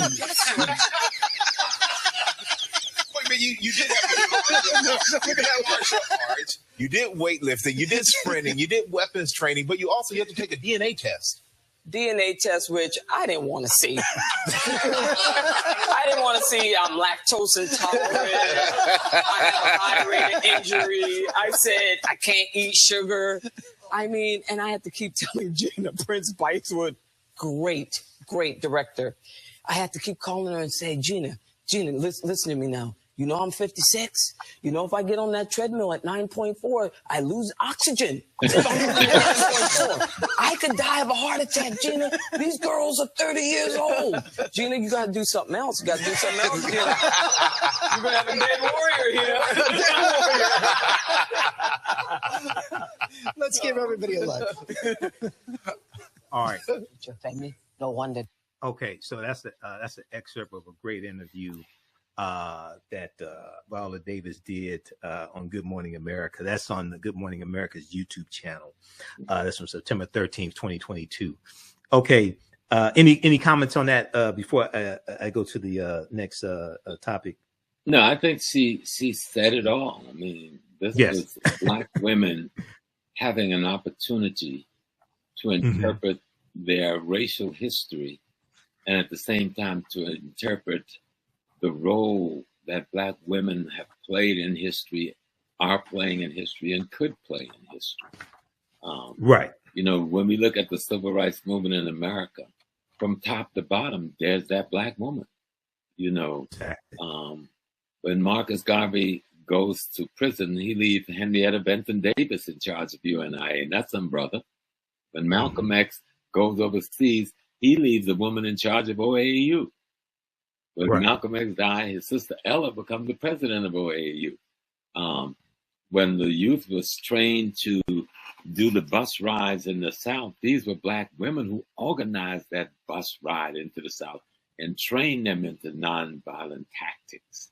You know, whether you ever look at civil rights leaders marching with Dr. King and others, you see all those Black women right there marching. You see Sister Fannie Lou Hamer in Mississippi, the most terrorist state in America at the time, who had been abused and raped in prison and beaten in all kinds of ways. She was sterilized also. You know, and forcing the Democratic Party convention to come to a halt. Nothing like that had ever happened in the history of America at the convention in Jersey. This Black woman had been fierce throughout our history. She is our mother. And any foolish man would get caught up in some white dialectic foolishness and not understand your mama, your wife, your daughter, your sister, and you're caught up in some female demeaning, minimizing process. You know something's wrong with you, so go on and fix yourself. Exactly. So before I played that clip, you were talking about the difference between the content and the intent. Right. The content and the intent. Talk about that, because we discussed that earlier today, and you're talking about the two white female writers, Maria Bello and the other one, their intent, and then what Viola Davis and her husband Julius Tenen were able to do. Talk about that, please. Right. Having worked on the film, I've seen some of the best writers who are well-meaning people who have done good research, and they're trying to write a Black story, but they don't come from our culture. They don't come from our value system. So these are not African Americans. These may be white, other ethnic groups. Right. Just to be clear. Okay. Right. They don't have our worldview. Right. And they're trying to tell the story. And what they end up writing is their content about us. But that content comes with an intent based on their value system and their worldview. And so I could see where Miss Davis and her husband would have to look at that content, analyze its intent, and then use the knowledge of being an African to take that content and alter its intent. You see, and the way we see the design. And you know, I can be critical, Michael, because when we first started, I'd get ready to beat up on Sister Viola. And I'd me back, Brother Small, you need to go watch it, Brother Small. And I watched it. And I told Professor Kaba the same thing. Professor Kaba Hiawatha Kamene, I told him the same thing. The work, and I know what they had to go through to accomplish the work. I know our history, because like you, I'm wrapped in history. That's my thing. I am history, you know. And I know the culture. Like if you look over my shoulder, you see Shango, the big guy, standing there with all of my electors around his neck. Next to Shango is my mother, Oya. Above Oya is the head of the Benin prince that the European captured and don't want to give us back that head. Sitting at the bottom is the Ashanti god, because I go nowhere without him. I immerse myself in the philosophy that surrounds them. And so, like Viola was talking about how she had to get in shape and to do this movie, because you could see it was very challenging physically. But you could see them meeting the challenge. And African culture, when you're trying to take the content written even by Africans themselves, because you got to remember, colonization and slavery have altered our consciousness to such a degree that much of our content have the wrong intent because of value system and worldview. And if you want to bring a message to really talk about taking content and creating an intent that will bring a message that will show, even in fiction, the possibility of what the history of a people could have been and should have been, they had a job cut out for them, and they met the challenge. Yes, they met. I definitely agree. I definitely agree with that. People talk of one of the things that I see on social media and in the media in general, and also this came up. So this movie comes out right after Queen Elizabeth II dies. And then a lot of information comes out with the British involvement in not just the transatlantic slave trade, but in colonizing little more than 25% of the world population. Okay.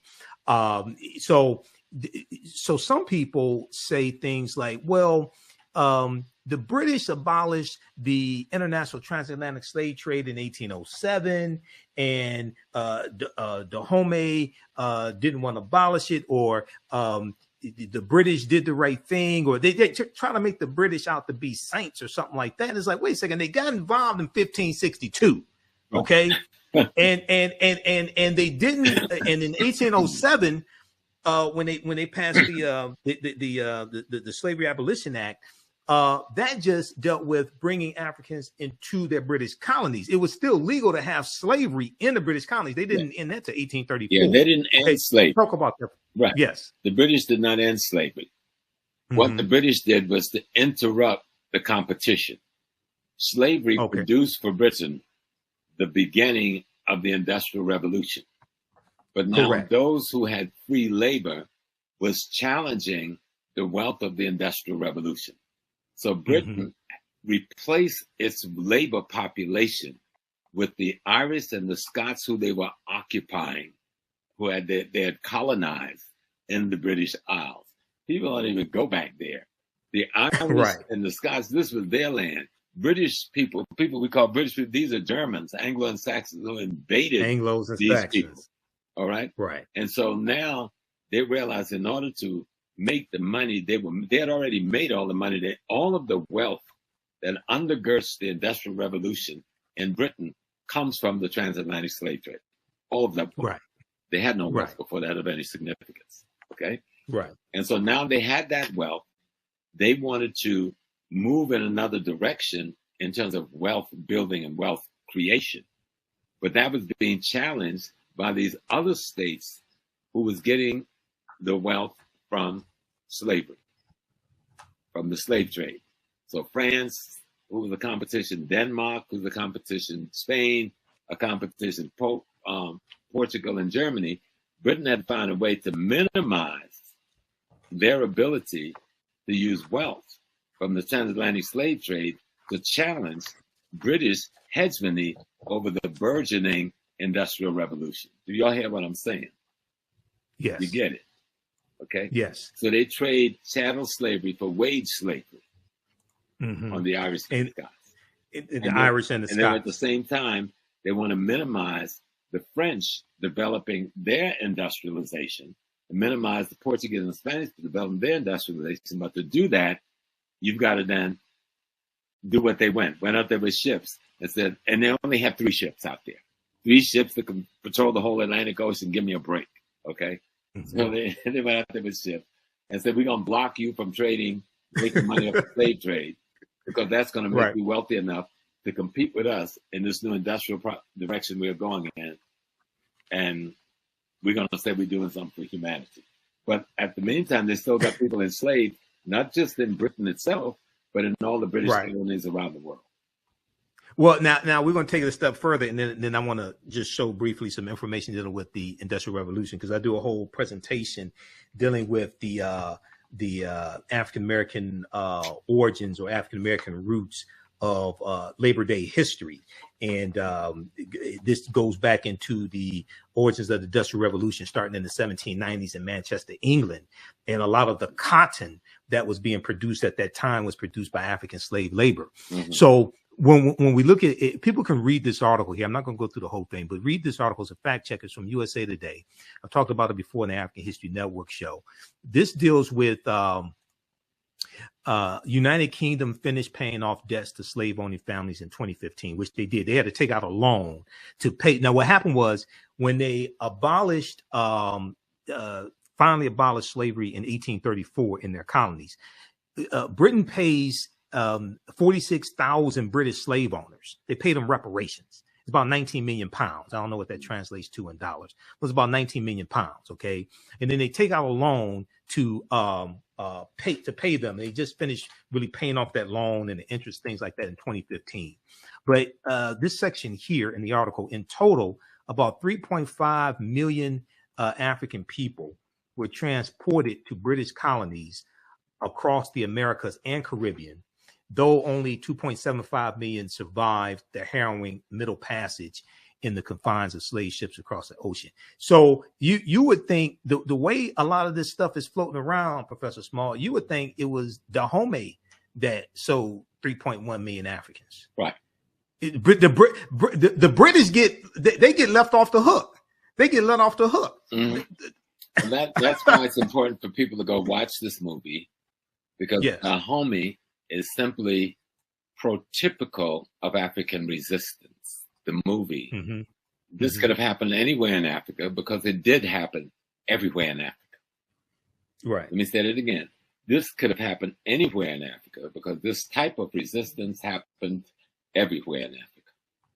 You know? Yes, the resistance happened everywhere in Africa, and then also a lot of African ethnic groups, nations were given an ultimatum by Europeans: either you provide us with African captives, or we're going to take you also. Because the Europeans are coming with the. They had a military presence stationed on the shore. That's what slave dungeons were. Slave dungeons were forts that housed their military with their cannons and their armament that they could come up with on any given day and wipe you out, which they did on many occasions. Right. So let's study the thing and understand it. I want my brothers and sisters, especially African Americans, stop being cowards about learning your history. Don't come tell me about the baseball game, and the football game, and the basketball game, and who's got a girlfriend, and who's got a boyfriend, what's this one stat, and what's this. And none of that takes any money home to your pocket. None of that transforms your consciousness and allow you to be a better person so you can raise your children in a safer world. History does that for you. History gives you a worldview. History gives you a perspective on your daily reality. History tells you who your friends and enemy has been and who your friends and enemies are today. Instead of you looking at yourself and hating yourself, hate the person that destroyed the image of yourself. while you're restoring that image to yourself. And this takes study, but you don't have to study hard.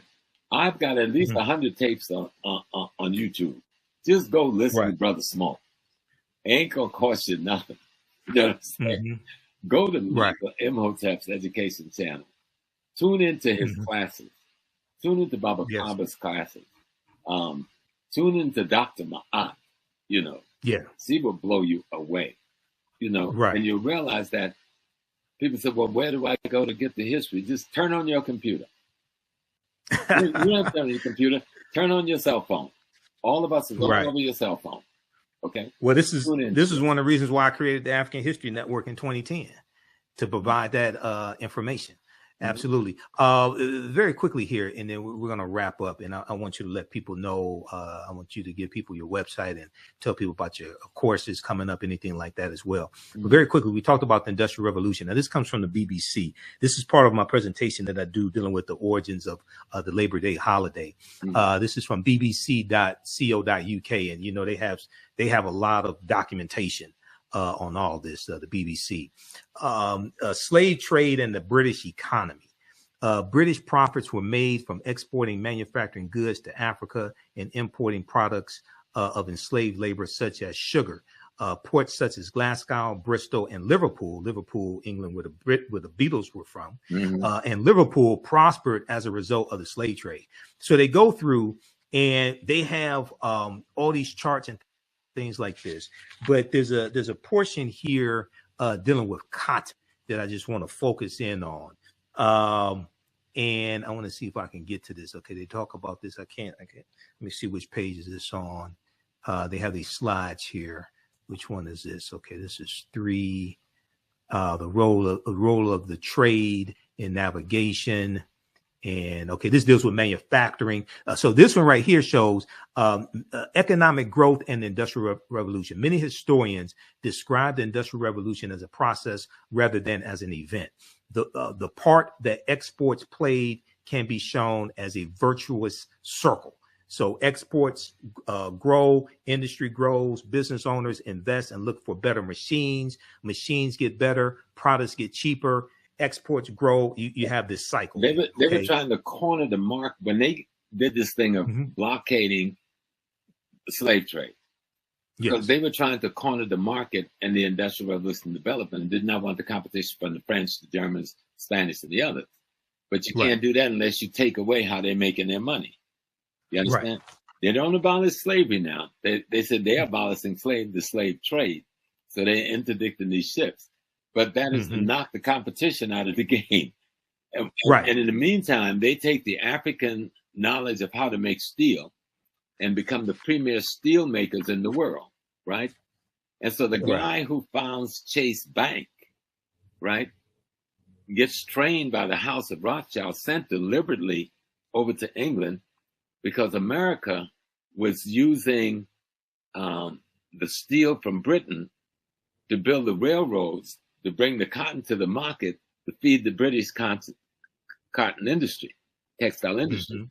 And so this about, and then so what they began to do in America was, instead of, even though they were still bringing us in on ships and beating the blockade, they began to breed us over here. Right. Instead of after 1807, because the U.S. March 2nd, 1807, the U.S. Congress passes a bill to abolish the international transatlantic slave trade. The U.S. involved, but not abolish that goes slavery. Into effect. No, I understand. Right. Trust me, I understand. That goes into effect January 1st, 1808. Yes. Okay. That's based upon Article 1, Section 9, Clause 1 of the U.S. Constitution that stipulated the earliest that the international transatlantic slave trade could be abolished was 1808. That means bringing Africans into this country to enslave them. So all the now here's the thing. They kept doing that. Is to knock out because America and Britain are partners in this. So they want to knock out the competition, the French, the Portuguese, the Spanish, the Brandenburgs, the Dutch. And by cutting that off from them, they're cutting off the supply. Right. They're cutting off the supply. And in America, where they had a large enough piece of territory and a large enough black population, they could go into the breeding process. And that's what they did. Right. And what they did was it also increased the value of the African slaves that are already here, because you're cutting off the supply as well. Now the other thing is, they, even though it was illegal after January 1st, 1808, they kept bringing Africans in. Right until the 1860s. Right up to the right, when the Clotilda comes in, right. So all the Africans, the one we know about. Right, that's the last known slave ship we know about. Yeah, and that was because of a bet. Timothy Mayer was the white wealthy businessman who made a bet that he can smuggle Africans into the country. But one of the points I want to make, all the Africans that were brought to this country from January 1st, 1808 through July of 1860, when the Clotilda comes in, all that was illegal based upon federal law. Right. Okay. So that helps to lay a legal foundation, not a moral foundation, but a legal foundation for reparations, because Europeans violated federal law. Also, there was a tax up to $10 paid for each African that was smuggled, that was brought to the country illegally as well. That's stipulated in the Constitution. Okay. Article 1, Section 9, Clause 1.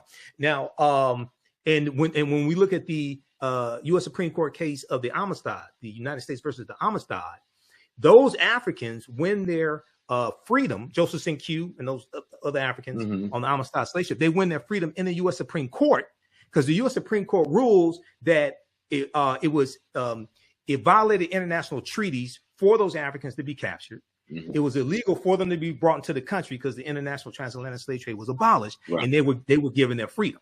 Okay, so this is why we got to we have to understand history and law, and use this.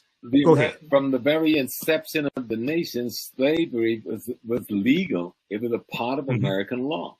America is completely culpable as a nation state. Yes. For the crimes against humanity committed against African peoples in the United States of America.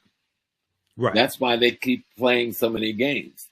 That's why I got to thank Sister Viola and thank her husband and thank our sister who was the director. Listen, y'all just broke through a brick wall. Okay, you knocked the whole wall down. You know, Black Panther did a good job in cracking that wall, but you just knocked the wall down, because what you showed about Dahomey, and people can scream all they want about they sold us into slavery. You need to get on the ship, get on the plane, go to Africa. If you can go anywhere else on vacation, I see some of y'all going to Paris. That's cool. I've been to Paris. You know what I'm saying? I've been to London and so forth, and Bristol and Liverpool and Leeds and Leicester and all of that stuff. But I've been to Africa, and I've listened to the elders. They still tell you the story of what they did. You can actually go to Benin, go to Dahomey, go to the very palace you see in the movie, and sit there, and the griots will tell you this history. Right.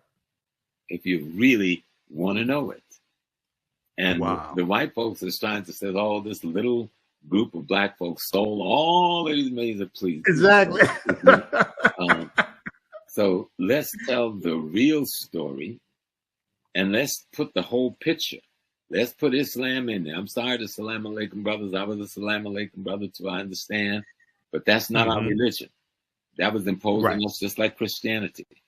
And many of the brothers, and to make it worse, many of the Arab Muslims were selling the black Muslims. There was actually a war in Africa between white Muslims and black Muslims. And that's how a lot of us got sold into the slave trade. And you will find that a large percentage of black Muslims were sold into the United States of America by the white Muslims.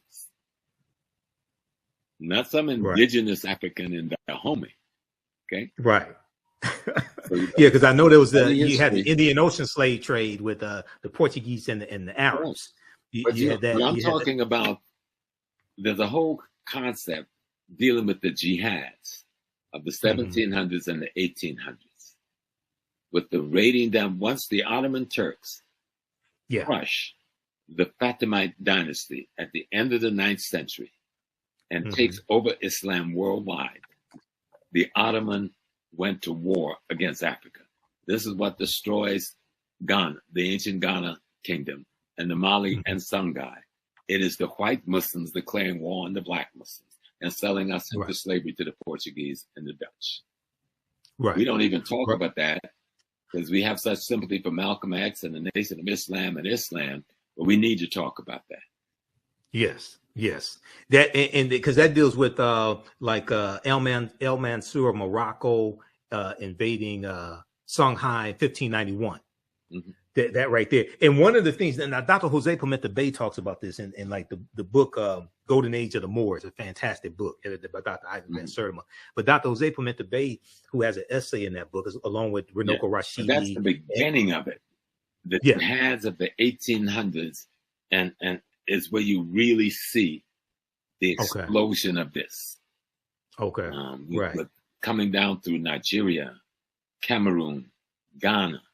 You know, that's how the Ashanti gets involved in this thing, because they're fighting with the kingdoms of the Arabized, Islamized kingdoms in northern Ghana, encroaching on the hinterland of Ashanti. Okay, and the Ashanti is selling their prisoners of war, captured in that conflict. The same thing with the Mose people of what is now Burkina Faso. Mose being an indigenous population, but fighting with the Islamic encroachment on what became Upper Volta and later this. You see the same thing in Cote d'Ivoire, with the African people of Cote d'Ivoire, having and another ethnic nation having to fight this Islamic horde coming from the north. And of course, a lot of them end up being black because they're being converted the same way we're being converted to Christianity. But this is the Turkish Ottoman Empire and the Eastern Arab empires.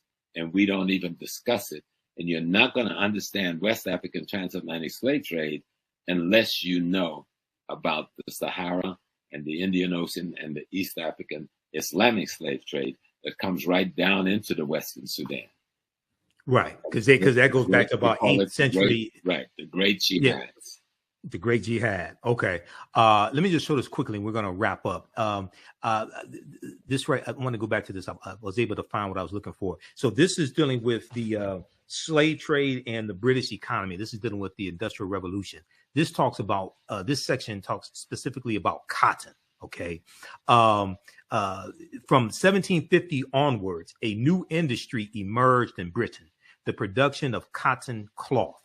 Wool production had previously been Britain's major industry, but cotton had one key advantage: machinery is better than wool. And then 1793, you have the cotton gin invented here in the U.S., and then you're going to have copies of the cotton gin, which reduces the cost to producing cotton.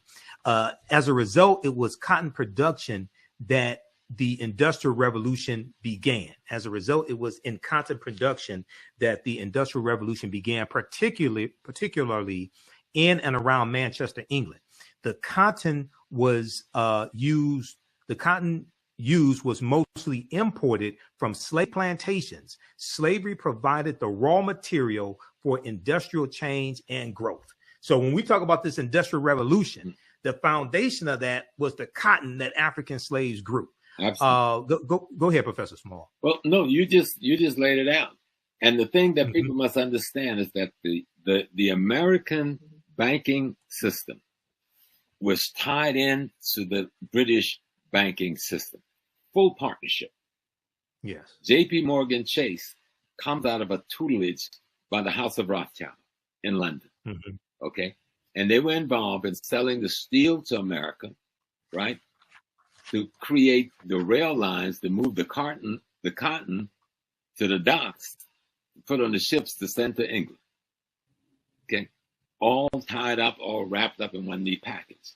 And so when they talk about they were blockading Africa to stop the slave trade, they were trying to knock out their competition in the Industrial Revolution.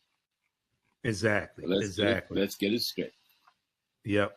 And everybody, you can this other article here you can check out. I showed it on the screen briefly. I didn't give the name of it. This is a really good article. This is from SmithsonianMag.com, Smithsonian Institute. This deals with the Real Warriors Behind the Woman King, the Real Warriors Behind the Woman King, September 15, 2022. And goes through, it's about, I printed out all these articles I print out. I have thousands of articles printed out. So it goes through all this history, and it deals with where the movie opens in 1823 also. Okay, yeah, because it talks about right here, it opens in 1823 with a successful raid by the Agojie, who freed captives from the enslavement from the clutches of the Oyo Empire, a powerful Yoruba state. Okay, so it starts with the opening of the movie. Okay, Professor Small, look, we're going to wrap up here. Once again, I know I've taken one of your online classes you taught a few years ago, and I think it was dealing with the Yoruba, some of the Ifa, things like this. So give people your website address. Let people know about how they can support you, DVD lectures, courses that you offer, things like that. Yeah, well, right now you can go to my website, ProfessorJamesSmall.com. Then my Facebook page, which is very popular, is ProfessorSmallAfricanWorld.com. Facebook is messing with me for some reason for the last 2 weeks, but I've been too busy to deal with them. I don't know what I said that got them upset. They're blocking all my pages and stuff. But I'll get it straight when I get time to deal with them. But you go to my website, and then my email is amponsa3@gmail.com. amponsa3@gmail.com. I will be starting classes again, starting at the beginning of 2023. I want to finish this Godfather of Harlem piece, which we should be finished at the end of October. It should be coming out the first week in January. It's better than the last two by 100 miles. Mm-hmm. You're going to love it, right? Because we got more courage, we got braver. You're going to see a Nestor Che Guevara. You're going to see a Che Guevara and Malcolm. You're going to see the CIA trying to kill both of them. You're going to see the FBI plotting Malcolm's assassination. I put it all out there. We're going to. And you, as the historical consultant, you go through and you review the script. You let them know, okay, it didn't happen this way. This is not realistic. Things like that. That's your job on the show. Because at the end of each show, when you watch the credits, your name is in the credits. Go ahead. Right.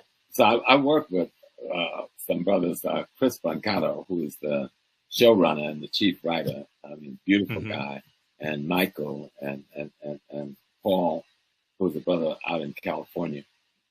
We consult on concepts, ideas, and principles. Like, how does this concept look? Like right now, here's what we're doing. We're trying to figure out, how do we do the assassination now, replicating Spike Lee or replicating other movies about the assassination. I can't tell you what we're going to do, but it's going to be very unique, and we're not going to see. And my thing was, I don't want to see him getting shot. How do we handle that? Right. How the writers handle it is just beautiful, right? But still tell the story as accurately as you can, right? Exactly. To keep the dignity of Sister Betty and the children and the family, you know. Showing Malcolm as a diplomat. We've got him in Mecca, all right? Mm-hmm. We've got him in Ghana giving a speech, and we got him in Cairo speaking to. All that's going to be up in there. We got to meet with Che Guevara. You know, we've got a meeting with Kwame Nkrumah. So you're going to see stuff that no one else has shown. Okay. And then we got this relationship between him and Bumpy Johnson, his friend, trying to keep him alive and trying to protect him. Then we bring the CIA into play through the Cuban drug lords, right, into Harlem. And then we get the FBI coming in, wanting to stop Malcolm. But see, that gets hidden in other pieces. They talk about the Nation of Islam, but they don't talk about these other forces. So we're going to deal with the other forces big time out front. You know, I deal with this in my classes. There's a good article, and you just hit on a little bit of this. There's a good article by Deneen L. Brown for the Washington Post. Deals with the day Dr. King met Malcolm X, March 26, 1964, at the U.S. Senate debate.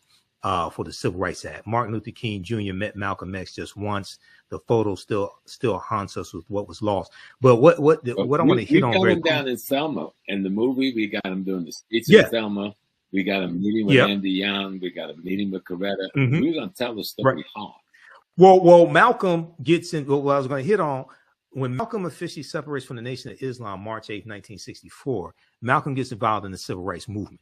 Right. Okay. And that's a part of Malcolm's life that's not talked about a lot. You got to do some research to understand this. You can't just quote excerpts of Malcolm's speeches. And Malcolm, the Battle of the Bullet that he first delivers that I know of, March 29th, 1964, in Washington Heights, New York.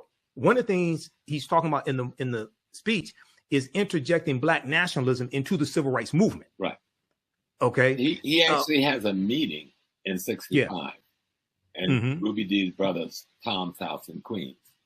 And he meets with all of the civil rights leaders there. The only one that didn't make it was Dr. King, but Dr. King, right? He sent his rep. All right, and they agreed that they would work together. And Fannie Mahima, who was at that meeting, invites him to come to Mississippi, a lecture that would have taken place of 2 weeks after he was assassinated. Right. In the documentary, Make It Plain, they talk about that, but they said it was at Juanita Poitier's house. No, it was Tom's house. Tom's house? Okay. Tom's house. And what was his relation to Ruby Dee? His brother. That's Ruby Dee's brother. Ruby Dee's brother. Okay. Ossie Davis's wife, and Ruby Dee. They were very close to Malcolm, that whole family. Right. So exactly. Belafonte, of course. He was, those men were. Because they had this meeting. They had this meeting with the major civil rights leaders and Malcolm, so they could put all their differences out on the table and work together.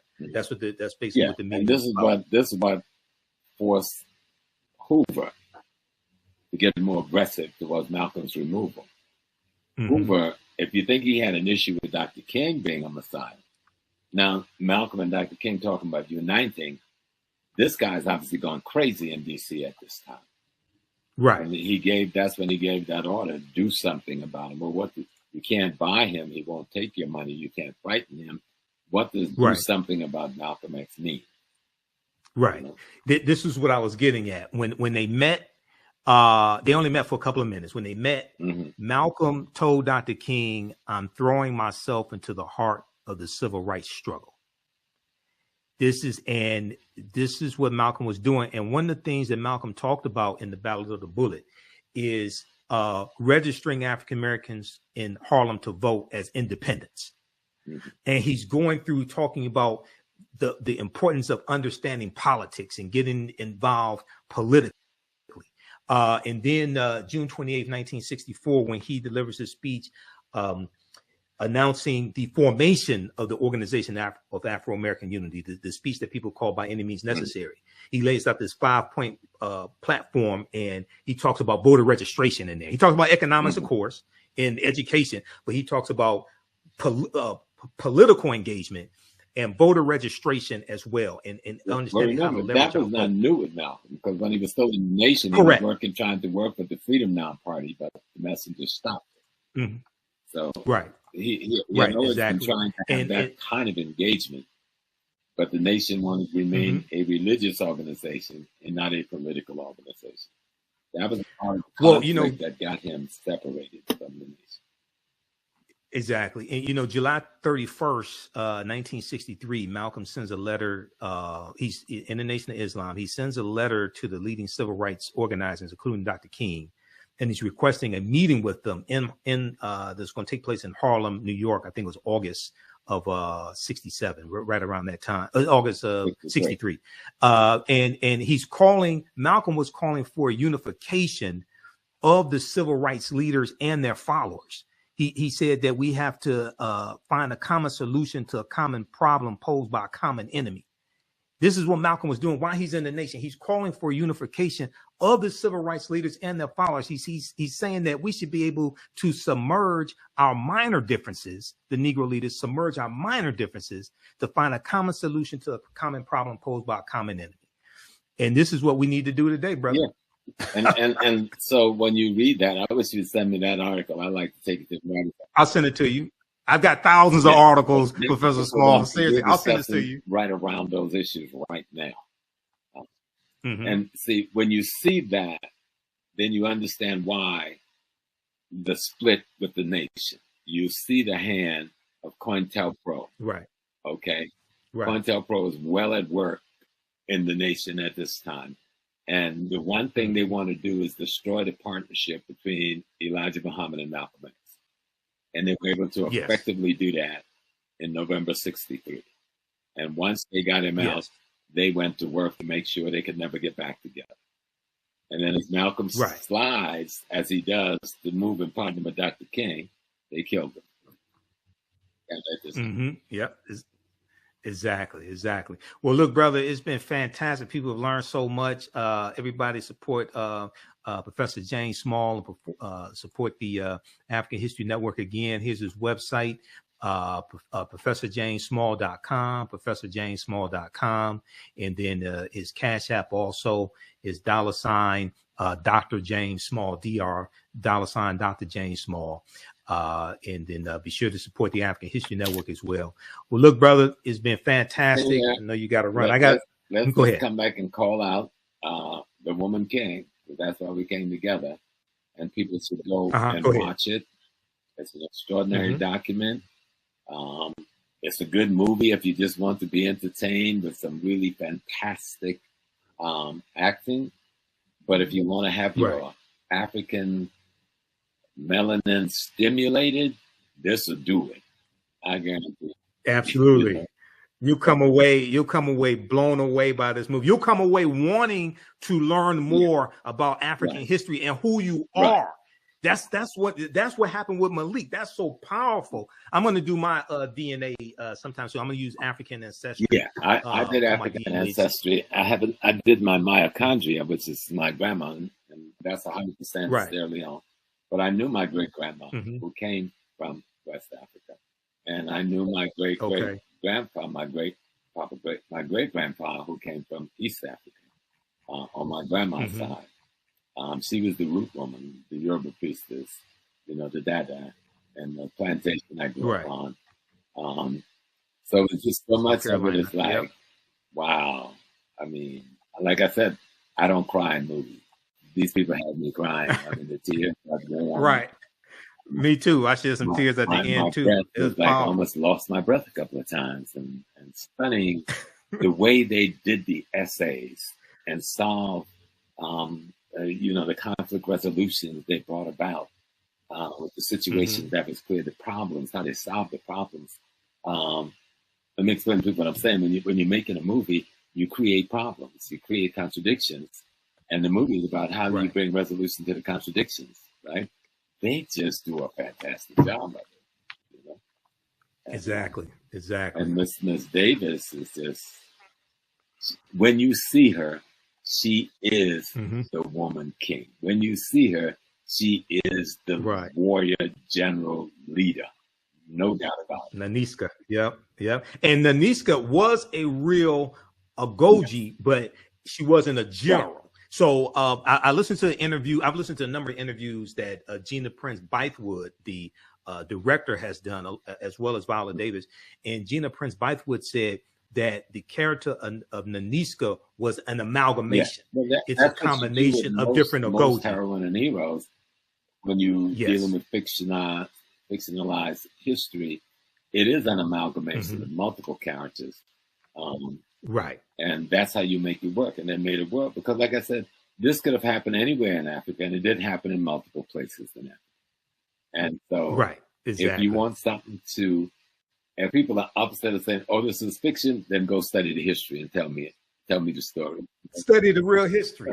Yep. That's why we're doing this show, that deal with the real history, because what happens is movies that have a historical foundation, but a lot of fiction in them, it causes people to want to know more about the real history. That's why I'm doing this show. That's why I contacted Professor Small. I contacted Sylvian Diop, who wrote Fighting the Slave Trade. I'm trying to get in touch with her. I talked to Dr. Talitha LaFloria, who wrote, who's the author of this book here. We've had her on the show before. Chained in Silence, Black Women and Convict Labor in the New South. Dr. Talitha LaFloria. We've had her here on the African History Network show before. Yeah. and she had not seen the movie yet. She wants to see it, so I'm gonna try to get her on. We're gonna try to get some sister scholars on also as well. No, this okay, brother. Look, go ahead. Good work to the whole crew. Yeah. And what they've done is raise the bar in terms of the kind of pieces that will now be presented to the Black community about our history. Right. And if they don't give her the Academy Award, I'm going to have to suit up and boot up and go out to Hollywood and handle it. She deserves it. Absolutely. And you know, director Gina Prince-Bythewood, she credits the success of the film Black Panther for opening the door for this movie to be funded. This has a $50 million budget. She credits the film Black Panther because Black Panther did $1.3 billion worldwide. Number one movie for 5 weeks in a row. She credits the success of that movie for being able to open the door for them to be able to do this movie.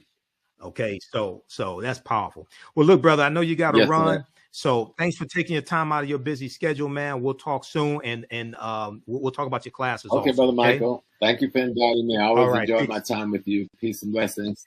Me too, brother. All right. Hotep. Peace. The heart, give us a like on this broadcast. You can register for this 12-week online history course that I teach at our web. You can register at our website, AfricanHistoryNetwork.com. We deal with thousands of years of history and what leads up to the transatlantic slave trade taking place. And then we go through and analyze the transatlantic slave trade as well. It's called Ancient Kemet, the Moors, and the Ma'afa, Understanding the Transatlantic Slave Trade, what they didn't teach you in school. Class number 1 starts Saturday, November 4th, 2024, 4 p.m. Eastern Standard Time. So we do the classes live. All the sessions are archived and recorded. You can go back and watch it anytime. Okay. Click right here to register here for it. You can use this content with your children as well. I would say it's PG-13.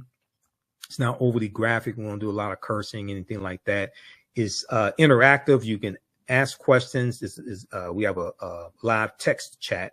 You can see me. I can't see you. So you don't have to worry about, you remember during COVID and everybody was on Zoom going to work and you're at home, you got your pajama bottoms on, but you got a suit on top or something like that, or a blouse on top. Okay. So you can wear whatever you want to wear. Okay. I don't take attendance in the class, anything like that. Download the class lesson plan here as well. I'm going to post a link here so you can register for the class. It's at our website, AfricanHistoryNetwork.com. Also, follow me on our Facebook fan page, The African History Network, The African History Network. My YouTube channel, Michael Imhotep, IMHOTEP. And on Instagram, Michael Imhotep as well. You can also, if you want to support us through Cash App or PayPal, you can do that also. You scroll down the page, we have our Cash App information, $ the AHN show through Cash App and through PayPal, paypal.me/the AHN show. We added information here, information about the African History Network show Sundays, 9 p.m. 11 p.m. Eastern Standard Time. But here's our Cash App information, $ the AHN show, SHOW. When you go to it, it'll say Michael and show my picture there, most likely. You click on the link.